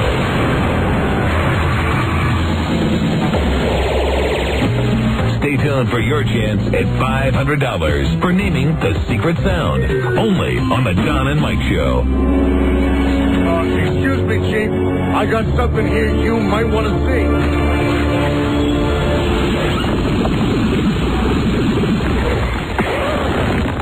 I hate when people talk during the movie. Tasting faintly of salt. The Don and Mike Show. All right, before we get the Oscar pick from Chuck Stossel, let's see who's on the line here. Hello, Don and Mike Show. Hi. Hi.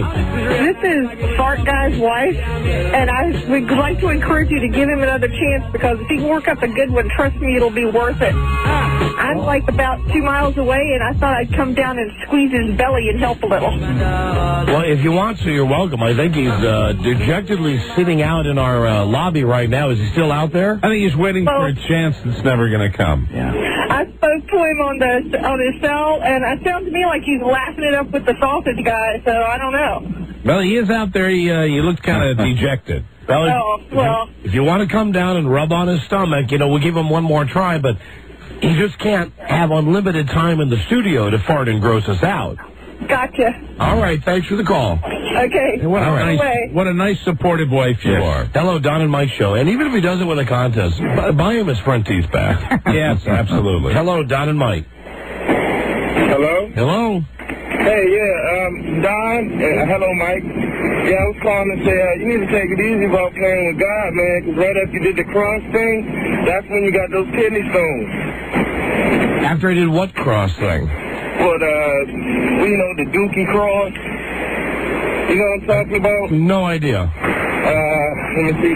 Good Wednesday or whatever it was. Oh, you mean after I put brown stuff on people's foreheads? No, I will tell you something. God has a sense of humor. I know that God is laughing his ass off at the pulpit. Okay, you take religious stuff too seriously. Yeah, Mike never does, and he seems to be fine. That's just fear of my mother, sir. Oh, okay. Y'all have a great day. But I also was laughing, and, I'm feeling a little discomfort. All right, goodbye. All right. You buy into this religion mumbo jumbo. I mean, mumbo jumbo. He hangs up. He doesn't want to hear my rigmarole. I go to church. Believe what you want to believe. Right. I believe that God laughed his ass off today. Because I got news for everybody. Hello. The Pope goes number 2. The Pope has a penis, and he has a scrotum. He's a man. Flesh and bone. Flesh and bone. Flesh and bone. He wears a funny hat. Other than that, he's a man like anybody else. All right. Those comments are mine, not Mike's. Joining us now is Charlie Stossel with, dare I call it, a Well, an alternative lifestyle look at the Oscars. What? Well, you have... We picked the Oscars. We're just having What fun. the hell? We're just having fun. We were goofing on you this week because you said that the Steven Seagal movie, I read you out of the Hollywood Reporter. Yes. Where they said it's going to be the number one movie. I didn't think it would be. You said the movie won't do anything. No. I said it would do well. I didn't think it would be number one, though. It made $20 million bucks. I did. It was the number one movie in America. I saw Steven Seagal on We'll see how it does this week. with Jay Leno last night. What a hammerhead he is. I mean, really, what a pure... With the whole thing just like Exactly. that. Nothing has Dry changed. back, just sitting there. Nothing has So, Charlie, what we want from you now, rather than your usual movie reviews, are your picks in the major categories: Best Supporting Actor, Best Supporting Actress, Best Actor, Best Actress, Best Director. Who I would pick or who's going to win? Best Picture. Boy, that's an interesting question, because I think it should be, prediction. Yes, it's from a prediction. Charlie. It's a prediction. Are you guys going to join in? No, you're the expert. We're going to criticize if there's something you say we don't like. Of course. But and listen, if anybody is listening from Reno or Tahoe, on my dime, take $100 and bet on Charlie's predictions. See how you do. Yeah.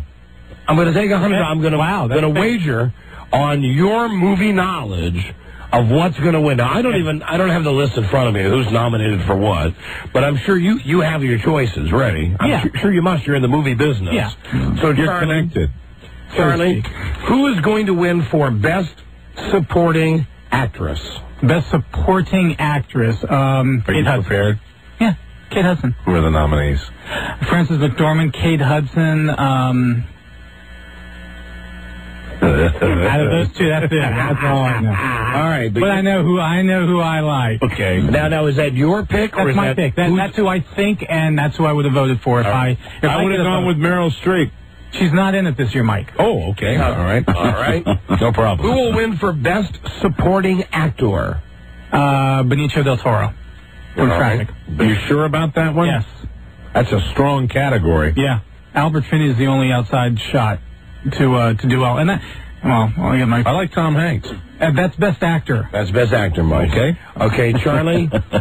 Best Actress. I would vote for Joan Allen, but Julia Roberts will win. Julia Roberts. Now, why would you... Now, let me tell you something about that movie, all right? Sure. So we're talking about The Contender? Yeah. That really one of my favorite movies of the year. I think brilliant movie. Okay. But in that movie, Joan Allen is playing the same Joan Allen role she's done that she plays in every... And she surrounds herself... Same as in Pleasantville. Wasn't that her in Pleasantville? Yeah, absolutely. And in Nixon. And Jeff Bridges... Jeff Bridges I thought was very good. Phenomenal. But Joan Allen is Joan Allen. The best one in that movie is Gary Oldman. All right, well, listen. Kelly Runyon, pretty incredible. Yeah, in that. I like him. This is why we're not asking him who he thinks will win, or his opinion. Right. We're asking him who will win. Right. Okay, Best Actor. Tom Hanks. You are an idiot. It's got to be Russell Crowe. It's Russell Crowe. It'll be either one of them. But Tom Hanks. You're an idiot. I'm not an idiot. Tom Hanks carried You know what? I don't want anybody in Reno to go to the casino now and bet. Tom Hanks carried that movie. You could not Wilson, where's my soccer ball, my thunderball, whatever the hell he's worshiping. You couldn't put anybody else in that role and have everybody in the theater watch and care. And there's no way that Russell Crowe loses to Tom Hanks. If Russell Crowe wins, he's very deserving to win, and he probably should have won last year for The Insider. If he wins this year, I have no complaints. If Russell Crowe wins, but you're picking Tom Hanks as the winner. You want to bet? No. I will be amazed if Tom Hanks wins. Nothing life-threatening, no great figure of money. How about a simple pie in the face? I'll do a pie in the face. I did a pie in the face once. I'll do it again. A pie over Best Actor. Because I got to think Russell Crowe is a lock for Best Actor. Tom Hanks wins, Don takes a pie. Russell Crowe wins, Charlie takes a pie. There you go. And I just sit over here waiting to shave my head. Best Director. Ang Lee. Crouching Tiger. Oh, God. You're wrong again. Crouching Tiger, Hidden Dragon. It's going to be Tiger has to win something. It's going to be the dude for Traffic. He's going to win for that or for Aaron Brockovich? No, Aaron Brockovich is overrated. Crouching Tiger, Hidden Dragon. Look, in row 8. Mike O'Mara and his wife are walking out of the theater. You didn't give it. You gave it what? 15 minutes? It's 10 minutes. You gave it 10 or 15 minutes. Stupid. All right. You said, finally, best picture of the year. Gladiator, easily.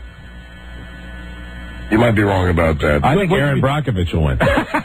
So do I. No I really do. Way. No, I Aaron seriously Brockovich do. is terribly overrated. Should, in my opinion, Aaron Brockovich, you know what? Shouldn't be there. You know, let me tell you, when you watch the movie a second time, which I did, Aaron Brockovich holds up. That's how I can tell the movie's got. No, I mean, the movie's got legs, John. I mean, I think Gladiator should win. That's my choice.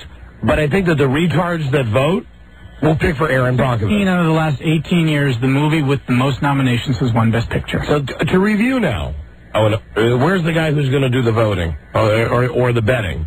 I don't want to bet because he wants to bet on Tom Hanks. Hello. Radio Gods. Hi there. How you doing? Hi, we're doing great, thanks. Hey, Don, in Nevada, there's no betting on anything but sports in the casino. You'd have to go to London, Don. You'd have to go to London to put a bet on. All right, thank you, my Go to friend. London. Yep. All right, thanks for the news. All right, so no one from Reno, could bet anyway. So What was that little statistic you threw out there? That's an interesting stat. 15 out of the last 18 Best Picture winners have had the most nominations. And Gladiator would have the most nominations. Yeah, I think, well, that's a good point. All right, so to review, Charlie Stossel's picks. Not necessarily who he wants to win, but who he thinks he's going to win. These are his predictions. Right. Kate Hudson, supporting actress. Benicio del Toro in Best Supporting Actor. Julia Roberts, Best Actress. Tom Hanks, is so wrong, for Best Actor. Ang Lee for Best Director. Another giant mistake. If Ridley Scott wins that for Gladiator, I won't be unhappy either, but I really think Crouching Tiger, they have to give something big to. Gladiator for Best Picture, and, I think that people will vote for Aaron Brockovich. I wouldn't be unhappy, but these are your final choices. Yes, I'm happy with those. I will stick with those choices. Okay. Movie expert. All right, and I really think you don't want to rethink the Tom Hanks. Not at all. No, I really, although, Russell Crowe, I think, is very deserving. All Tom Hanks did was sit on an island and scream at a volleyball. And carry a movie by himself. Can I tell you? People were not walking out of. That they sat and they felt with him, they empathized with what he was going through. And the movie was terrific at the beginning, and then halfway through, I, like a lot of people, just got totally burned out on it. Pin in the theater in some of the scenes, especially at the end where he is talking with his friends about you have to live another day. That scene, you could hear a pin drop in the theater. When he's talking with his friends.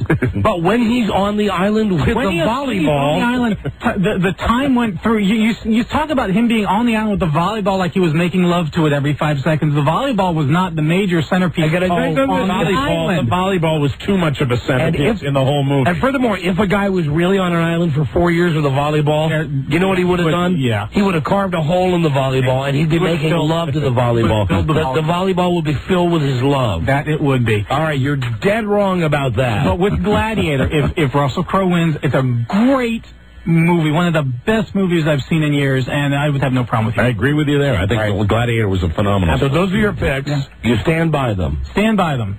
All right. Strong like bull. All right, get out. That's all I wanted. No movies this week? No, we got 2, but...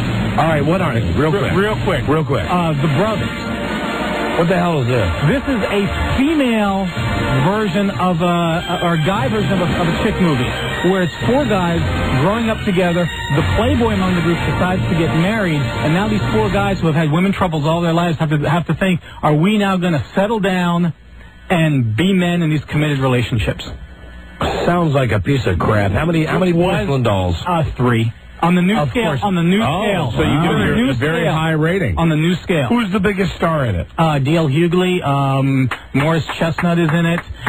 Bill Bellamy is in it. You should have told me. It's a colored movie. Oh, exactly. And Rob applauded. Rob, that's a great advance. Oh, Rob just loves Dale Hughley. Way to go, Rob. All right, and what's the other movie? Heartbreakers. With Gene Hackman, Sigourney Weaver. Oh, man. Jennifer Love Hewitt. I said this when I saw this trailer. This looks like one of the funniest movies of the year. There are 5 reasons to see this movie. One is Gene Hackman, because he is a riot as a guy who is the head of a tobacco company. He's got the red nose. Yes. He loves people who smoke. Right. All he is to surround himself with smokers. Right. He is a riot. The other 4 are Jennifer Love Hewitt's 2 breasts. Right. The dresses that she wears and that great smile of her, she is just amazing to look at. The movie is very funny. And again, it's Gene Hackman. He's the kind of guy that can go from drama like The Conversation or even something as old as that, French Connection, to something like No Way Out. And Ray Liotta playing a gangster. Yes. Which is hysterical right there. How many porcelain dolls do you give this? You give it 3. Yeah, Cool. very You funny. give it the same as the D.L. Hughley movie. Yeah. In the new scale. In the new scale. But of those 2 movies... Heartbreakers. So that's your winner of the That's the week. one I would take. All right. All right. Gotcha. Get out. Hold on. Hello, Don and Mike show. Hello, Don. Yeah, hi. Hey, you can bet on the actors at the Sundown Casino in Reno. Is that right? There you go. Well, Yeah, you know what then? Yes. Sonny, how about put your money where your mouth is? That you and I each put $100 down, and I say that Russell Crowe will win, and you say Tom Hanks will win. Oh, I know Tom Hanks will win. As opposed to why do you know Tom Hanks will win? I've watched both movies, and by far, Tom Hanks did a lot more for the movie than Gladiator, by far, and I'll bet you $100 off air. You know, that's not necessarily what you measure the performance by, though. The fact that he carried the film, you have to consider Gladiator was a better film than Casper. Russell Crowe's a much better actor than Tom Hanks. Please, Tom Hanks is... But you guys have the three words for Tom Hanks. For a long time. 3 words for Tom Hanks. You've got mail. You have the Saving Private Ryan, anti-Forrest Gump thing that both of you have had for Tom Hanks. You make love to my butt, man. What? Yeah, there's your Tom Hanks fan right there. Wonderful. All right. No, Hello. I'll do the $100. Don and Mike show. Okay, you're on. If there's some guy who can make the bet. Do that. Legally, right. Hello, Don and Mike. Yeah, I'll take $100 on Tom Hanks, but if you'll give me $20 for saving your bet, Don, I'll tell you why. It's definitely gonna be Tom Hanks and not Crowe. Why? The reason is because it's about politics. It's not about who's the best. Because in the industry, Russell Crowe is known as being a brilliant actor, being great, but he's also a putz.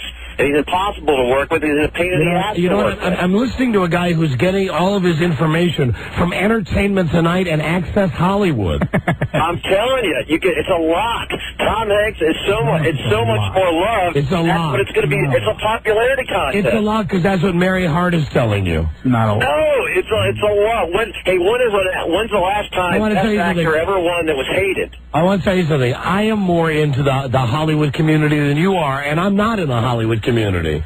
Whatever that means. But I'm asking you, when was the last time? The thing is, you're giving me hyperbole. Universally hated. You're giving me hyperbole that I've heard on shows. Hey, sir, do you know what Marlon Brando told me? All right, hold on. Do you know what Marlon Brando told me? Mike's just getting the on other the day? argument. Here we go. Listen to this. Okay. Oh, I'm sorry, Mike. God damn it. That was a dry hole. Sorry about that. All right, goodbye. That got your tongue. That's your tongue. That was his ass. I'm telling you gotta go with the politics. Hey, listen, I tell you what. You know what? Not at a point where he's paid enough dues to get the job done. Hey, shut up. Are you a man of honor? I'm not a Marine.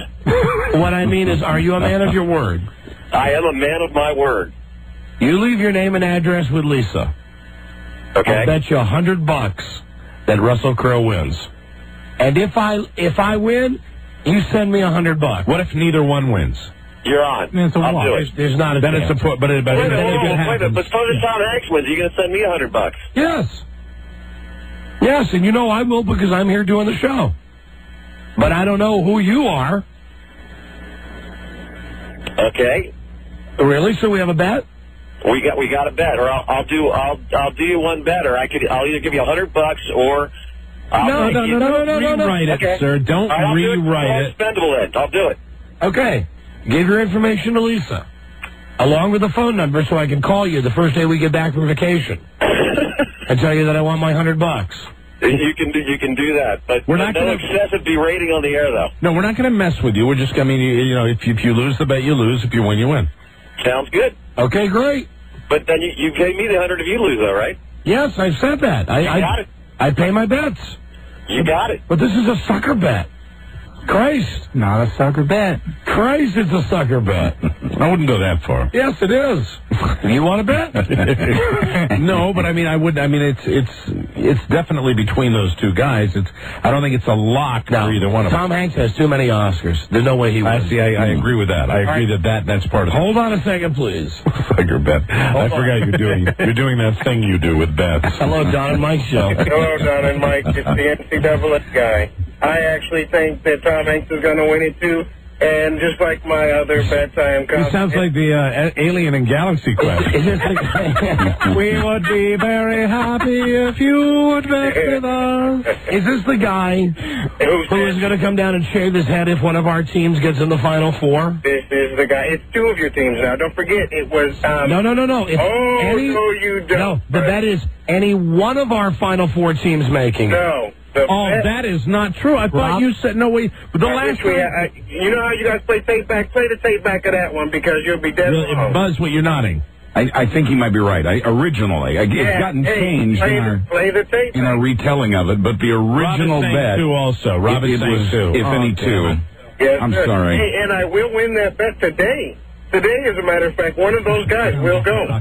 Oh, it's two. I thought it was one thing. Yeah. I thought, all right. You bastard! Hey, you know what I wanted to tell you, too, and I know you guys didn't want to give me anything, but here's the thing. My mom just had some surgery, and I thought it would be really hilarious. All right, we'll buy her a headstone. How would you want the headstone? We'll buy it for her. Well, no, but on the serious, I thought it would be really funny. I thought the funniest thing I ever heard on your show is when Mike did the guy from MASH, the guy who... Harry Morgan. Man, that was the funniest damn thing I have ever heard in my life. And I just wanted to cheer my mom up. If I win the bet, will you call her with that voice? Yes. Thank you very much. I think that's real cool, man. All right, I will. All right, well, what bet do you want to make about Tom Hanks? Hey, you know what? I bet you. I already got my material prepared, too. Your son's gay. He's a Quebo. He's a Quebo. You should see what he does with a kielbasa. That is the funniest thing I've ever heard in my entire life. But, hey, $100.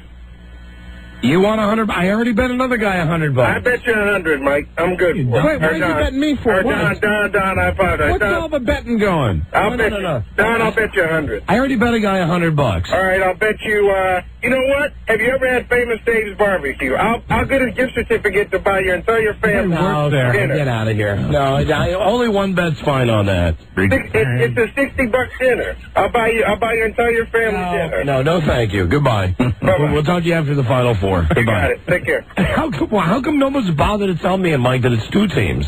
I thought it was one. It sucks. That's unfortunate. It's two? Because now it's really a tall order. Now that means that Kentucky has to beat Duke. And Arizona has to beat... Arizona's pretty much a lock to make it.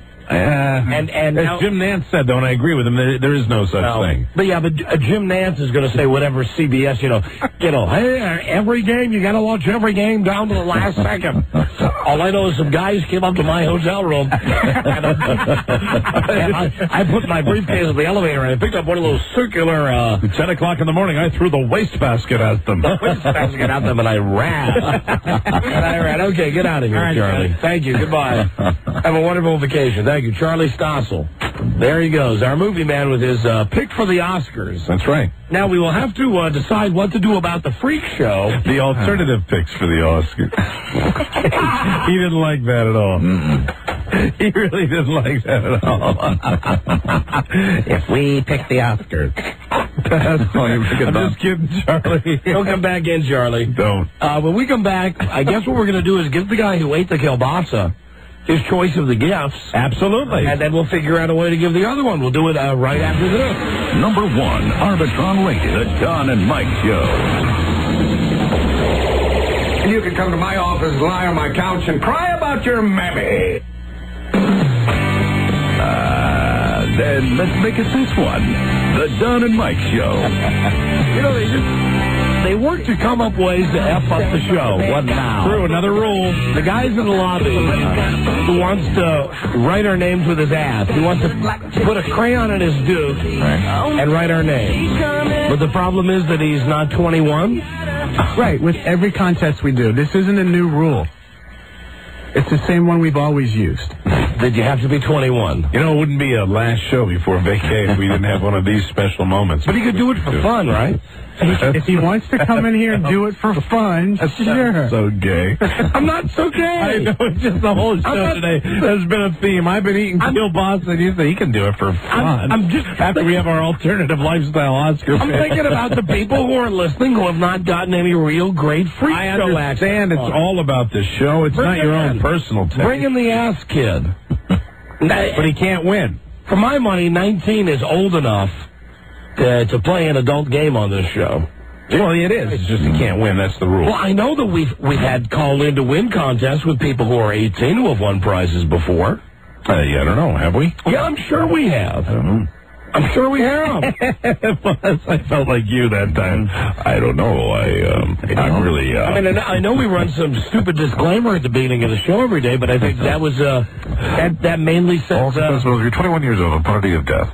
I mainly think it says that thing about you can only win once every 2 months. Available on Walmart stores, Best Buy. Where is that disclaimer? Lifestyle condom, Ramsey's the ball. Well, bring the kid in.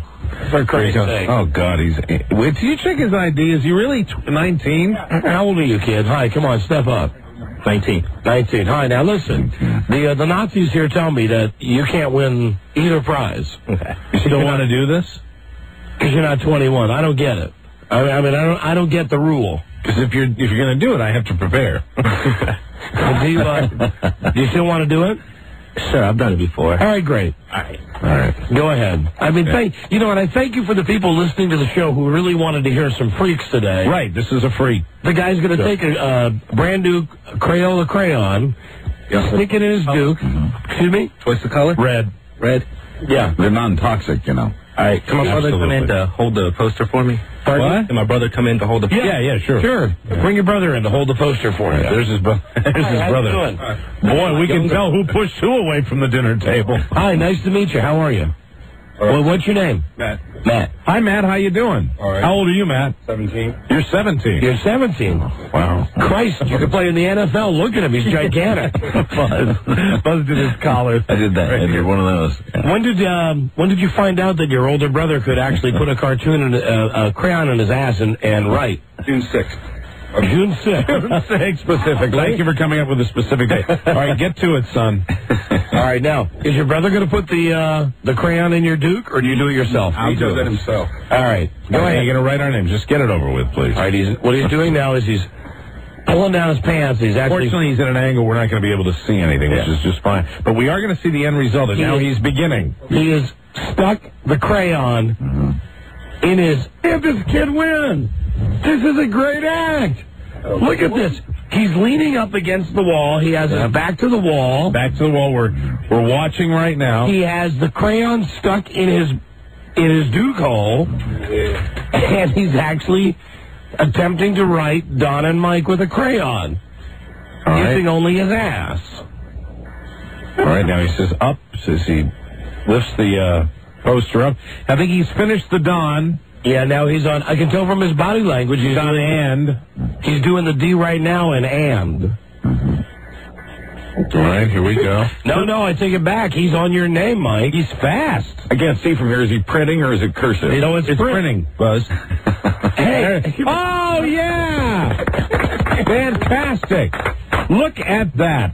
That is terrific. Now, Charlie, I certainly should be able to give this guy wrestling tickets or something. Well, let's find out. Let's bring Charlie in here. Hey, listen, don't worry about it. I'll give you some You like wrestling? Yeah. Yeah, all right. All right, good. I'll give you the WrestleMania stuff. Thanks, guys. Get your stuff. Get out of here. For goodness sakes. Thanks a lot. I mean, we'll hook you up with something. Very nice job, really. I mean, the speed. What's that? Domino's. Oh, you want to plug for Domino's? Go ahead. Well, I'm sure that a lot of those pizzas will taste good tonight. You might want to wash up before you deliver your first pie. Jesus. I actually put a crayon in his ass and wrote Don and Mike on a piece of what do you call that? Like a poster board. Little poster board. Yeah. Can we hold on to that? Thank you for prosperity. Posterity. Posterity. Forever. A long time. Right. Hey, good job. See you later, guys. Okay, good. There they go. That's good. Good for him. Now, I'll tell you this. The speed, which he obviously has done that before. Amazing. Very, very fast. Yeah. And that could be a Las Vegas style show. Yeah, we could definitely do that. Yeah, the guy couldn't come into the bar. He was old enough to go into the bar. The guy stuck the crayon in his ass. Rules. So who's next? Old enough to vote, old enough to serve his country. Right. Old enough to write with his butt on a poster board. But he can't win a wrestling trophy. I know, isn't that It's a terrible? travesty. All right, who's next, Robbie? They're bringing him down the hallway now. Let's see who we have. I don't know, we have more acts, though. Last-minute acts for the Freak Show. It's always the way, isn't it? People at the last second want to get involved. Sure. Thus far, the guy with... hold on, we got someone on the phone. Hello? Hey, how's it going? Is this the guy who wants to lick his thing? Yeah, I can lick my own trick. I'm right next to Paul the 6th High School.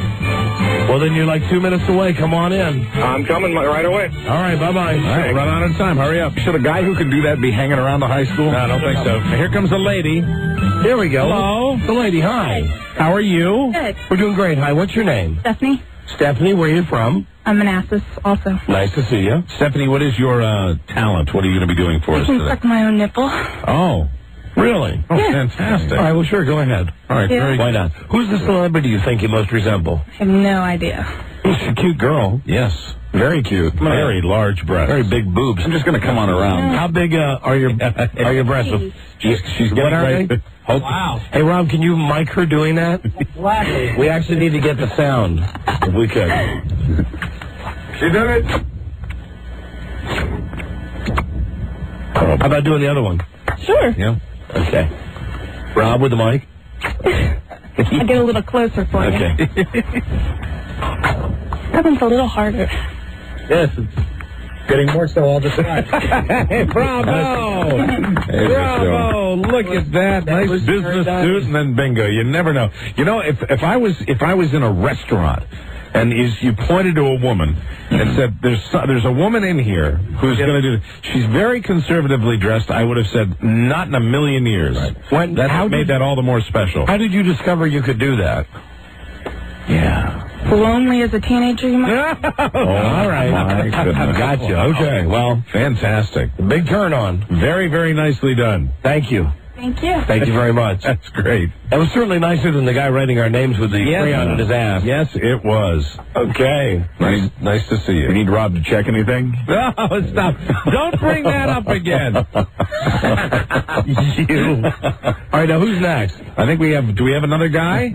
Not the farting guy again. Does the farting guy want to try again? You know, he had his chance. I know he did. His wife keeps calling. Hello, Don and Mike show. Yeah, can I talk to Don and Mike? Yeah, you're on the air. Hello. Hello, yeah, I want to bet Charlie. Oh, no, we're done with that. Betting on the Oscars, we're all done with that. Timely call, sir. All right, thank you, my friend. Hey, can I tell you something? What? I just wanted to make some predictions on the Final Four. Oh, come on, get out of here. Hello, Don and Mike show. Hey, when you guys need to spank her behind while she's doing that thing with sucking on. Wow. Okay. Somebody's having a good old time. Gotcha. Somebody's got a double extra large beach towel. And is this a man or a woman? This is a man. A man. Right. He's a jockey. Okay, all right. Is this Rick Cummings from Emmings? From Emmis Broadcasting? Hi there. You gotta spank her. You gotta spank her, just like I spank the horses when I'm bringing them across the finish line. Hello, Don and Mike show. Hey, Barney. Hi, is this the guys? Yeah, this is the guys. Hello. Hi. I wanted to talk about Mr. 40. Yeah, hi, guy. He was he was on your show a while back, and I listened to him, and I downloaded his song. It was pretty neat. And if you're at mp3.com, he makes some money off of that. And I know you guys did a thing where you boosted the ratings of that female sportscaster that everybody wanted to see naked. Oh, right, Hannah Storm. Right. Yeah.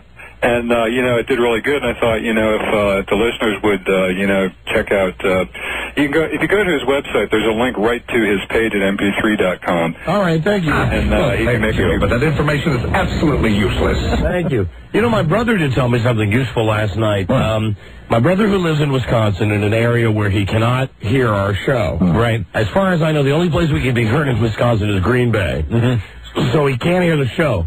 My brother called me up and said that he did a search on Napster, and there is someone who is actually taping the show every day and downloading it on Napster, and my brother goes to Napster, puts in the search Don and Mike every day and gets the whole show. every single day. Yeah, that's great. Whoever's doing that, pretty cool. That's fantastic. Absolutely, and send it to your friends. And that's especially good for if you live in an area where, for instance, the station we're on is only 25 watts at night. That's better than the last advice that he called you with. Yeah, that's right. When he told you to lead the deer. When he called it, he said, "Hey, man, you're on Napster, man." Hey, dude. And I said, "I don't even go to Napster anymore." He says, "No, man, I typed in Don and Mike, and I heard the whole show yesterday." That's pretty cool. So there's some guy out there that's taping out. So listen, thank you. That's a great thing. Interesting. That truly is. I love that. And as far as I know, there's no way that CBS can stop that. Right. That's a beautiful thing. That's terrific. That's wonderful. It's a way around the CBS system for our show to actually be on the Internet. Because all we want to do is have it heard. Yeah. So go to Napster. Do a search on Don and Mike, and I bet you'll be able to hear today's show. At least according to my brother. Right. Hello, Don and Mike. Hey, Don. Hi. Thank God there's somebody out there who's a smart feller. Listen, I won some tickets from you. I wanted to call and thank you a while back. I won some Carlos Santana tickets. Yes. Excellent show. Okay. And secondly, your Festive little free show that you used to do, I missed the hell out of that. Okay. Well, thank you, but that information is absolutely useless. Hey, look, I got to use that 2 calls in a row, Rob. We never used that thing. Thank you. All right. Now we're just basically waiting for the guy who's going to lick his own thing. Now, if he was just down the street at the high school, he might be running a game. You think so? Could be.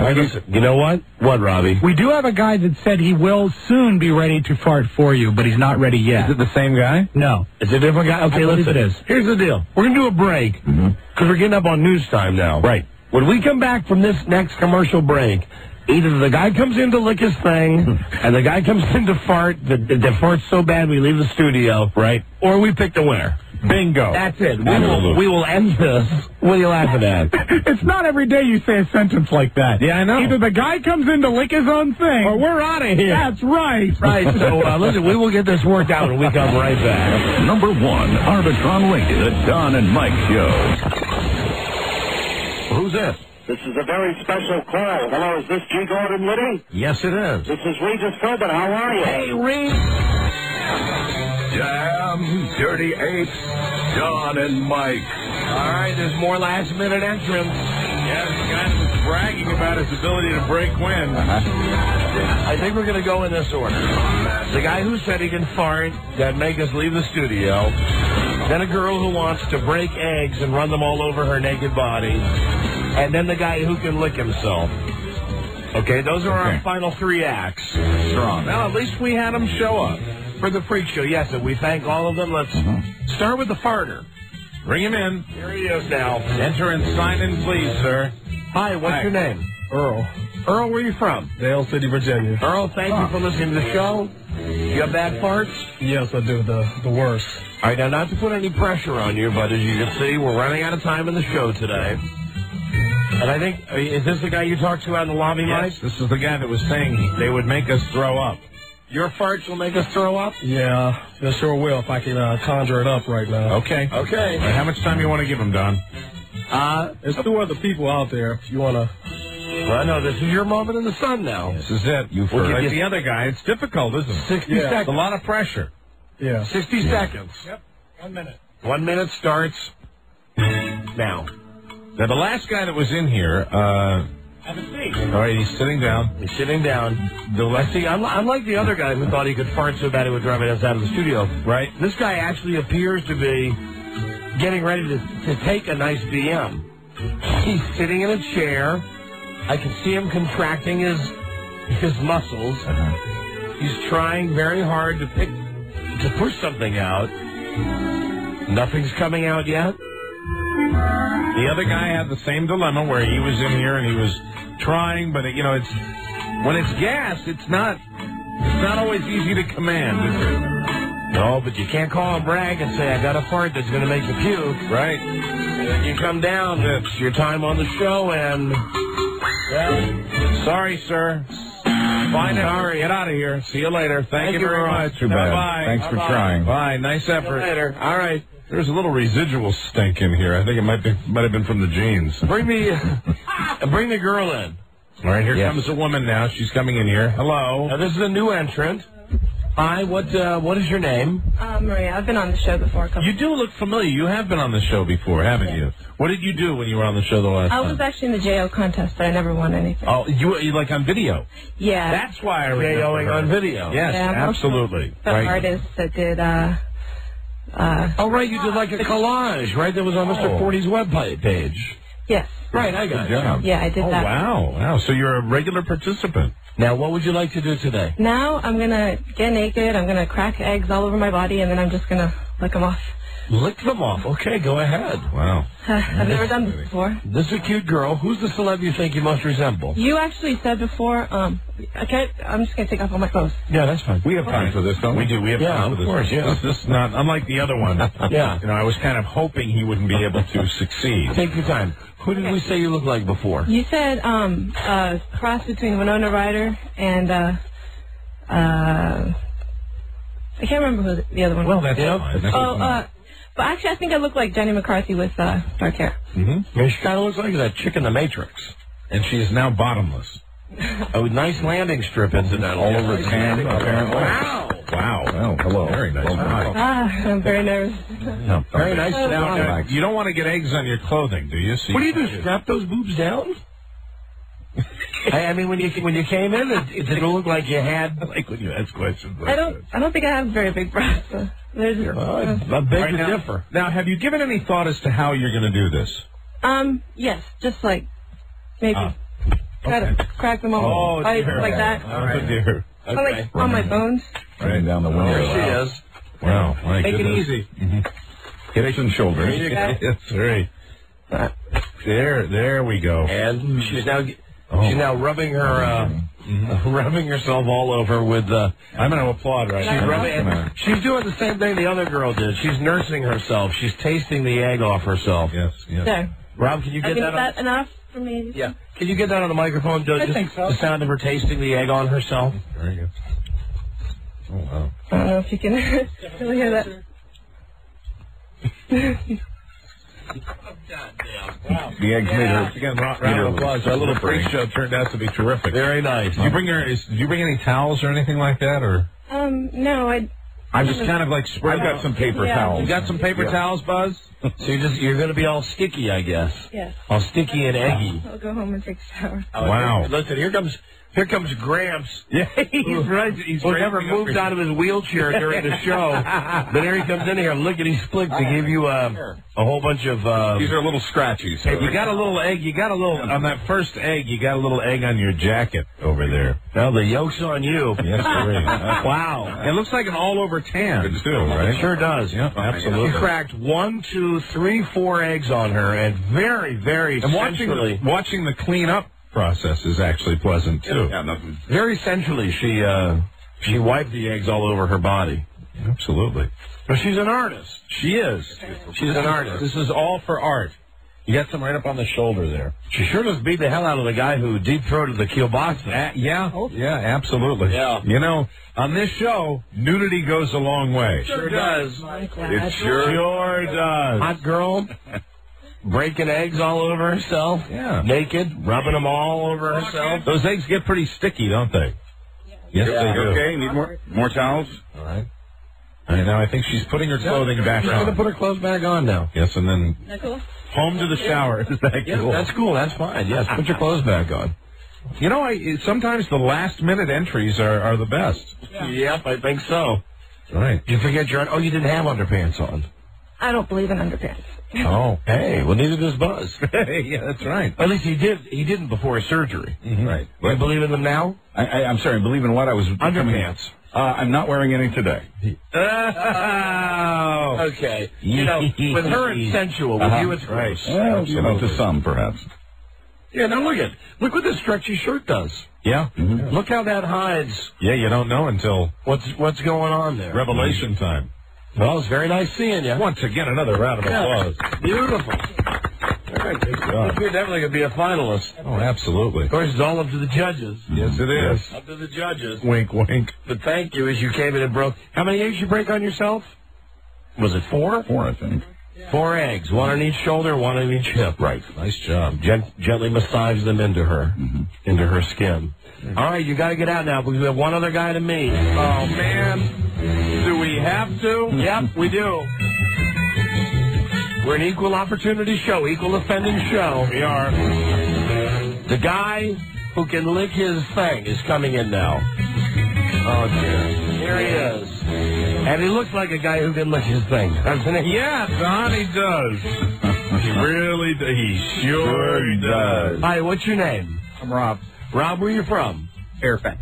Rob, how long ago did you discover that you could actually lick your thing? Well, actually, you ever seen the movie Clerks? Where they're in the car driving, and he's like, you ever tried to do it? He's like, no. I was like, hey, well, that's not a bad idea. All right, so you can do this, huh? Yeah, I can lick the top and all around and stuff like that. Oh, okay. Well. Now, Clerks, was that movie made by Silent Bob? Yes. And the other dude? Yeah. Those guys are funny. Those guys are like way funnier than Bill and Ted and whoever else was. I like Silent Bob and what's the other guy's name? Jay. Isn't it? Yeah, they were in Dogma. Oh, okay. Yeah. Those guys are funny as ass. That's a great movie. They really are. Okay, well, what we need you to do is right here in the middle of the floor. Can I do sit on the floor into it? Or can you want to move around over on the other side? The thing is, you guys are going to have to, because I'm going to bend my head over so far, you guys are going to have to, like, get a sideways view, you know what I'm saying? Why don't you just stand right in the back of the corner there if Lisa can move the chair away? Or you that in a second. Well, or you could, I'm going to sit down and do it, so maybe the chair might be best. Okay, the chair might be best. Okay. I'll stay over here. All right. Yeah, now Buzz stays over there. Now, are you going to Why is he on my lap, for God's sake? Move over to the side over there a little bit. Thank you. Now, you can do this while you're, limp. Mr. Softy? Yeah, good. I can do it very limp. Good. Okay, good. That's good. That's a good very sign. good thing. That's a good. Right. Okay, now. All Yes, right. Lisa, please stay and watch. Lisa may have to be our eyes on this. All right, here we go. No, why is that? He's naked. All right, now let's. All right. Okay. Okay. Here you go. He's bent over. Okay. Now, Lisa, you have to look and tell us. I don't want to look. Don't look at Right now, the tip of his tongue is going around the top of that. Yeah. Okay. All right. Technically, it's done. It's done. All right. No, I didn't see. Thank you. Technically, Okay, it's all done. right, thank you. This round of applause, obligatory round of applause. Thank you. All right, very good. Tremendous flexibility. You're going to try out with the New Orleans Saints. Gotta give him credit for that. Be a field goal kicker. There he goes. All right, that's it. No more entries, please. Stop. Wow. We got to vote. Now, the people voting are me and Mike and Buzz and Rob and Lisa. Right. And you vote for, let me see who we had again. I almost forgot who we had. We had the Kielbasa Eater. Okay, we have Kielbasa Man. Now, do we even count the farters because they didn't do anything? Yeah. I mean, they're nominated, but... They're nominated. Yeah, but you put them in. Kielbasa Man, the two farters, the first woman who nursed herself, the woman who broke eggs on herself, the woman who broke eggs on herself, Right. and the guy who gave himself a BJ. Right. There you go. There they all are. Listen, we're going to break for commercial. We're going to tabulate our votes. And then we'll call them in. And the first place winner will get the choice of $1,000 or a trip to Texas. That's true. And the second place winner will receive the whatever the leftover is. Fantastic. Okay, so again, your choices are the guy who deep-throated 11 inches of the kielbasa sausage. Pretty amazing stunt. The two farters. The disappointments. Never happened. Mm-hmm. The woman who nursed herself. Yes, very good show. The woman who got naked. Yep. And covered herself with eggs, broke the eggs on herself. Yeah, pretty good. And the guy who just, Nightmare City. Yes.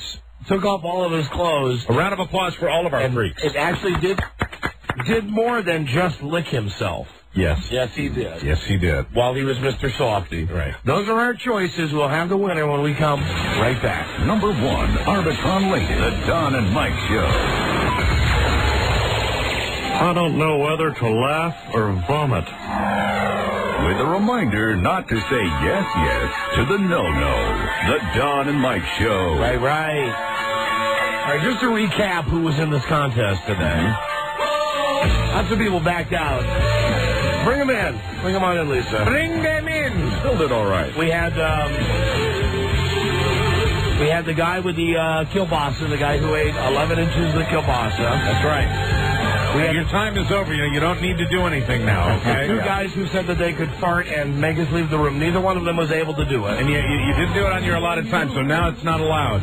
We also had the woman who nursed herself. Really did a great job sucking her nipples. We had the guy, now he had to be disqualified because of his age, but put a crayon in his ass, right, and drew our names on a piece of paper, right. We had the woman who took off all of her clothes and broke eggs on herself and gave herself a wonderful massage. Yes, absolutely. And the man who went on himself. Now you just did a little move with your hand.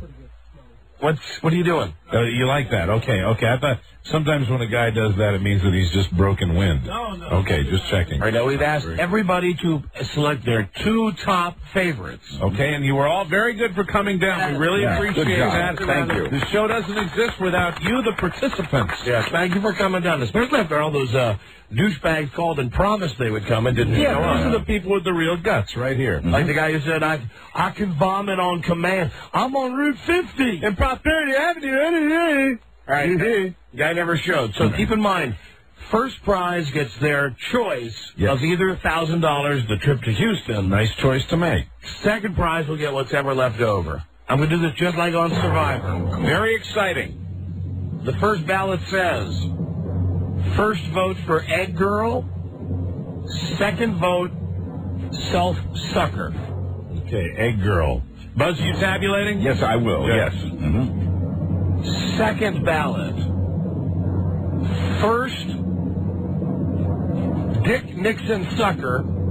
Okay. Second, Egg Gal. All right. Third, Eggs. Second, Dick Nixon Sucker. So where do we stand, Buzz? The Egg Lady has 2 first-place votes. The self-helper guy has 1 first-place vote. The next ballot. First place, Sausage Sucker. That would be the kielbasa guy. Kielbasa guy, right. Okay. Second place, Dick Nixon Sucker. Wow. So now, as we go to the final vote, first place, Egg Lady. Second place, Kielbasa Man. We might have a tie for second place. Buzz? Yes. Who won? The person with the most first-place votes was the Egg Lady. Egg Lady, congratulations. She got 3 first-place votes. Now, who came in with the next most amount of votes? The person with the most second-place votes was the self-helper guy. He had 3 second-place votes and a first-place vote. Now, wait a minute. Hold on. Yes? So who has... He's the second place, right? Right. It's not a question of second-place votes. It's votes in totality. Who had the most votes? Well... Hey, listen, the egg lady. Buzz, No. never mind. Buzz. Okay. Rob, go over and count them up. All right. What Rob will see is that the Egg Lady and the self-helper guy got the same number of votes, but the Egg Lady got more first-place votes. Well, no. All right, well, that means that the sea-sucker guy is the second-place runner-up. That's what I thought, yes. All right, hold on. Let me just have Rob do the math one more time. Okay. Here's the... Just to make sure. All right. Hold on there, Gramps. But... You have no faith in me. Hold on. No, I don't. I mean, I have faith that you're doing the news. Uh-huh. It can't be right. We had... Yeah, what are you pointing at, fart guy? What? I think fart guy number 1. No, don't, not now. Okay. Okay, yeah, but hold on. It's too late. Rob has it as a tie. Yeah. The Egg Lady with 4 votes, and the guy who went himself with 4 votes. Yeah, but right. But the Egg Lady did get more first-place votes. So that should be the tiebreaker? She got the tie. So what it is really, the way this works, Egg Lady first place, sea-sucker guy second place. Right. All right, so that's Egg the way Lady, it works. Egg Lady, step up and tell us now. Let's give her a round of applause. Step up and tell us, which would you rather have? $1,000 cash or the trip for two to Houston to see WWF WrestleMania? I'll take $1,000. $1,000 for you? That means Seasucker Guy's going to Houston. And that means, first, let me do the plug here. Your money is courtesy of Book of Shadows, Blair Witch 2 DVD CD featuring the new technology. DVD on one side, CD on the other side. Book of Witch, Blair Witch 2 in stores now. Now, the guy who went down on himself. Step up, my friend. And a proud man you are, huh? Very proud. You have won a trip for two to Houston to see WWF WrestleMania. Your trip includes round-trip air, 2 nights hotel, and tickets to the event. WWF WrestleMania in demand Sunday, April 1st, 8 p.m., live from Tejas, and that's from Comcast and Cox Cable System. I like that. Beautiful. Thank you, guys. Fantastic. You were all great. Now, for everybody else, you all get the fancy car washes. Yay! Car washes. That is $60 from www.waxmycar.com. And you all get the WWF WrestleMania in your home. The prize pack, April 1st, 8 p.m. live from Texas. Is that okay? Is that all right? Yeah. Thank you all very much. All right. Sorry it was so confusing at the end. Please all leave now. Yeah, everybody go now. Thank you all very much. Thanks, guys. Nice Bye. job. See ya. Bye-bye. Bye. Bye-bye. Take care. Bye-bye. See you later. Bye-bye. Very talented group. Yes, they are. Very good. What was stinking so bad that you had to keep One of our partners' butts, I think, was smelling bad. There's a bit of an odor. Was it fart or was it hygiene? It was maybe a combination of both. Oh, a nasty cocktail. Very good. Is this one of the contestants who couldn't make it down here? Hello? Dynamite? Yeah. Hey, Betty. Hey. I'm just drunk. Oh. That's why they put me on, man. I said I'm drunk. They put me through. You need to talk to your screeners. I'm just drunk. Hey, you're honest, sir. That was a funny call. Yeah, no. What? Dynamite? What have you been drinking? Gilby's vodka. Have you heard of that? Oh, it's such a cheap vodka. No. You got nasty. Certain airlines serve that vodka, and it's horrible. You got to step up at least a Sky vodka. Right. At least a Sky vodka in the blue You know where bottle. I'm calling from? No. Mobile. Oh. You're going to laugh. Mobile, Alabama. Oh, that's top shelf. And they put me through. I said, I'm drunk. And he said, okay. Right. All right. Well, listen, what can we do for you? Well, I just wanted to tell you that I've got to go eat with my parents. All. What? You have to what with your parents? I have to go eat with them.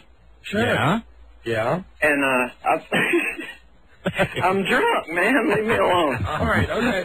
Listen, you called us. Enjoy your dinner. You're the best, man. Don't drive. Thank you. Freaking rock. Don, you're great. Thank you, my friend. Thanks. One of my 15 seconds. Thank you, man. Goodbye. All right, bye-bye. All right, there he is. Call of the day. I have to go eat with my parents, and I'm drunk. He's drunk. Well, maybe his parents are hard to get along with. A sign outside the window? Don, you and me, Madden 2001 PlayStation 2, I'll kick your ass. All right, there you go. You're a rank amateur. In a world where owning a radio was strictly forbidden, one man found a way to bring good news to his people. Buzz. He made it up. Buzz, before you give us the tease, I can see why the phones are exploding now. Crazy. Hello? Hello? John and Mike. Don and Mike. Yeah. I was in the shower. Who won the contest? The egg lady. The egg lady. And the guy who went off a second. Oh, okay. All right, goodbye. Hey, buddy. What, buddy? Hey, a quick question. I always wanted to ask because I had a problem. I don't know. It's a question about wiping. Oh, I don't have time for that today. Ask me that question when we get back from vacation. Okay, thank you. All right. You're very welcome. Buzz, what is your lead story tonight? Tonight, Buzz's tabulations were correct. That's the headline. Oh, all right. No, the real headline is Accident at the Oscars. You're so territorial. Stay tuned for news and comment coming up on the Don and Mike Show. You know, you just could have said, with authority, right? Egg lady first place, right? Sea sucker second place. But, you had that moment of hesitation. I was counting as we spoke, yes. Gotcha. Okay, all right. Well, that's why... I understand. That's why we love you. Well, everything's fine. Stand by for the news and the comments. That's right. We'll be right back. Number 1, Arbitron rated, the Don and Mike Show. What's the word from Planet Crackpot? broadcasting northern voices for southern ears. Don Geronimo and Mike O'Mara. And now here is Guy J. Birdley. Hi, Don and Mike. Scaffolding outside the site of this weekend's Oscar ceremony collapsed today. 5 people were hurt, one of them critically. The structure fell onto the red carpet that'll be used to lead stars into the Shrine Auditorium on Sunday. Aye. Scaffolding was apparently intended to hold spotlights. Been another school shooting, and again in the suburbs of San Diego. This time it happened at a high school in El Cajon, about 4 miles from the school in Santee where 2 students were killed in a shooting earlier this month. This time nobody died, but 2 boys were injured. A suspect, a student, is in custody, and he's one of the injured. He was allegedly armed with a pump-action shotgun and opened fire outside the school's attendance office. On Wall Street, the day came in like a bear and went out like a cub. At one point today, the Dow was down another 300 points. Yeah! That put it down 20% from its high, and that is the very definition of a bear market. Yeah! The Dow regained, though, more than 200 of the points it lost in that early panic today and closed down a comparatively mild 99 points. But the Dow is still down 11% just in the last 10 trading days. Yeah! The NASDAQ, on the other hand, closed up today by 68%, 68 points, rather. I heard one expert say today that he believes this is the bottom. We'll see. Right. Now, you know what I've heard the experts say? What? 11,000 is the bottom. Mm-hmm. No, 10,000 is the bottom. No, 9,000 is the bottom. And then I heard some dickweed on TV today saying, remember, 3 years ago it was only at 6,000. Right. So I really think 6,000 is the bottom. Yeah, they don't know. Yeah, meanwhile, they've proven they don't know. You know, I'm thinking I'm never going to get out of this job now. I know. I'm never aged men. Never going to be able to quit now. Always have to stay working. Always have to look at guys going down on themselves. But that's good news for the listeners. Yeah. The Russians say they've stabilized the Mir space station to prepare for its fiery death.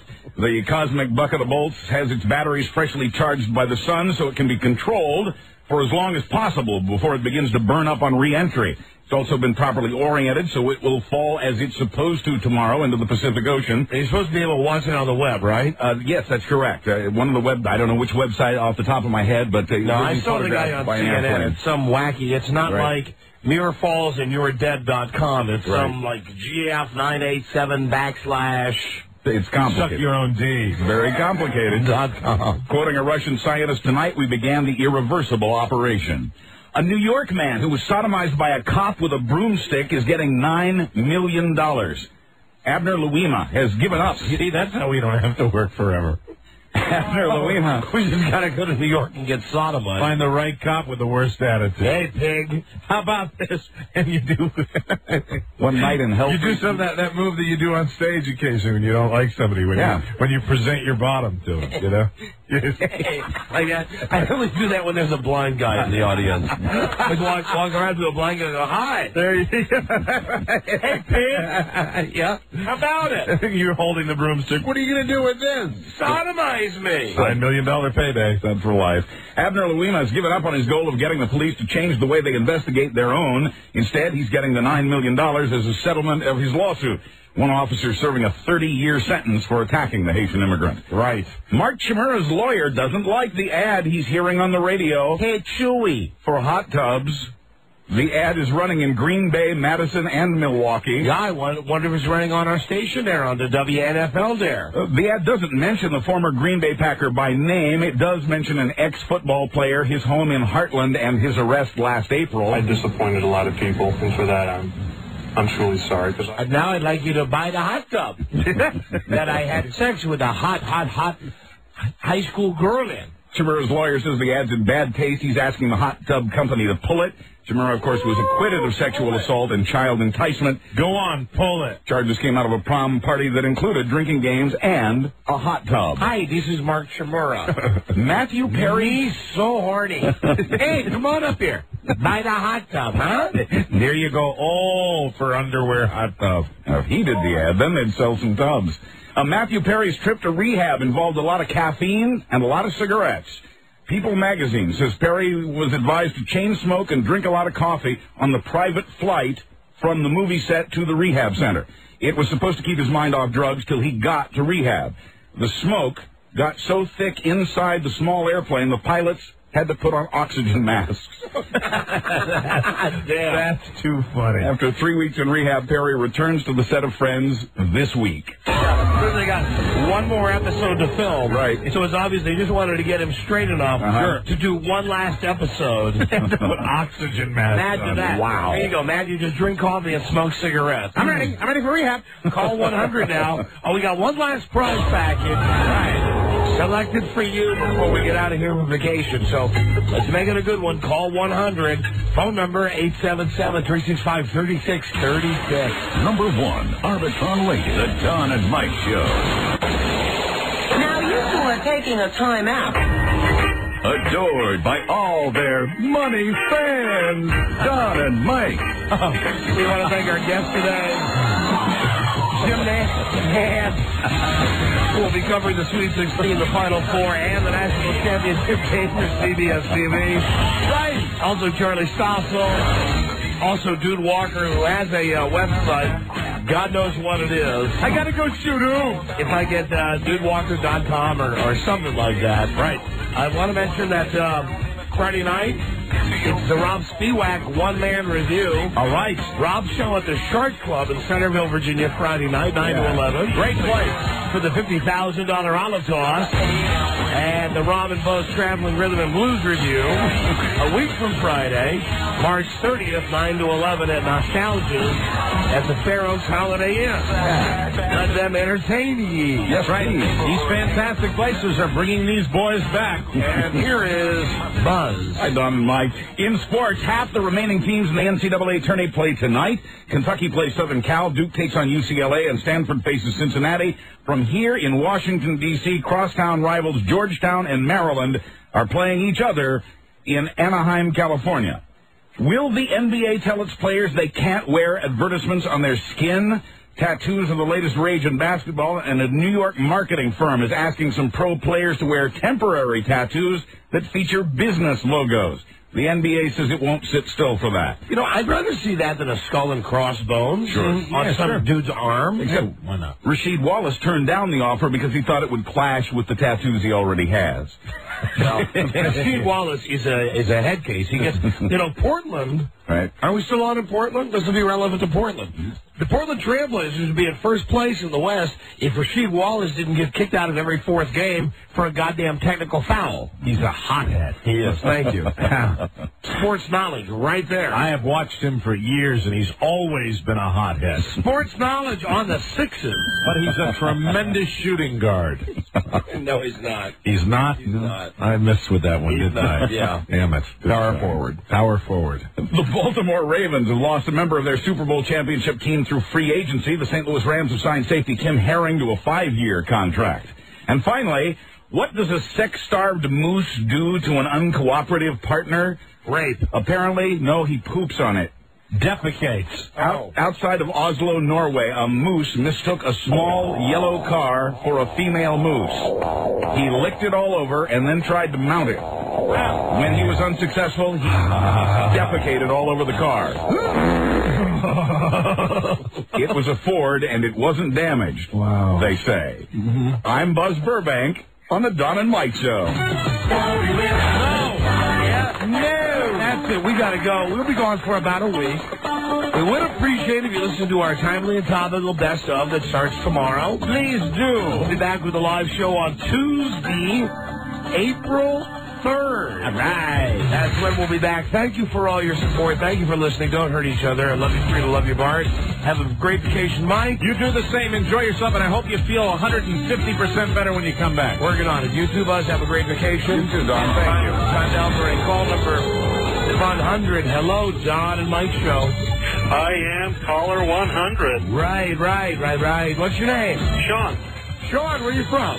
Spokane, Washington. Sean, you won the WWF WrestleMania prize pack, WWF WrestleMania in your home, Sunday, April 1st, 8 p.m. live from Texas. Call Comcast or Cox Cable now to order this event on pay-per-view. Cool. We look at Buzz. Yeah, I'm just cleaning up. I made a little mess here. Look at Buzz over there. Always leave the campsite neater than you found it. Always. He's over there wiping down his work area. I was over here wiping. Thank you for listening on K-Pan and Spokane. That's got to be it. We'll see you in about a week. Thank you. Good night, Buzz. Thank you. Good night, Don. Thank you. Good night, Mike. Hey, good night, Don. And Robbie. Throw that German officer's hat that you love in the air, just like Sydney. Tyler Moore.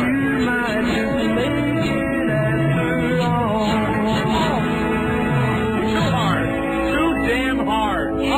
Now, when we get back, I'll get my money from Charlie Stossel for the Oscars. And attention, New York.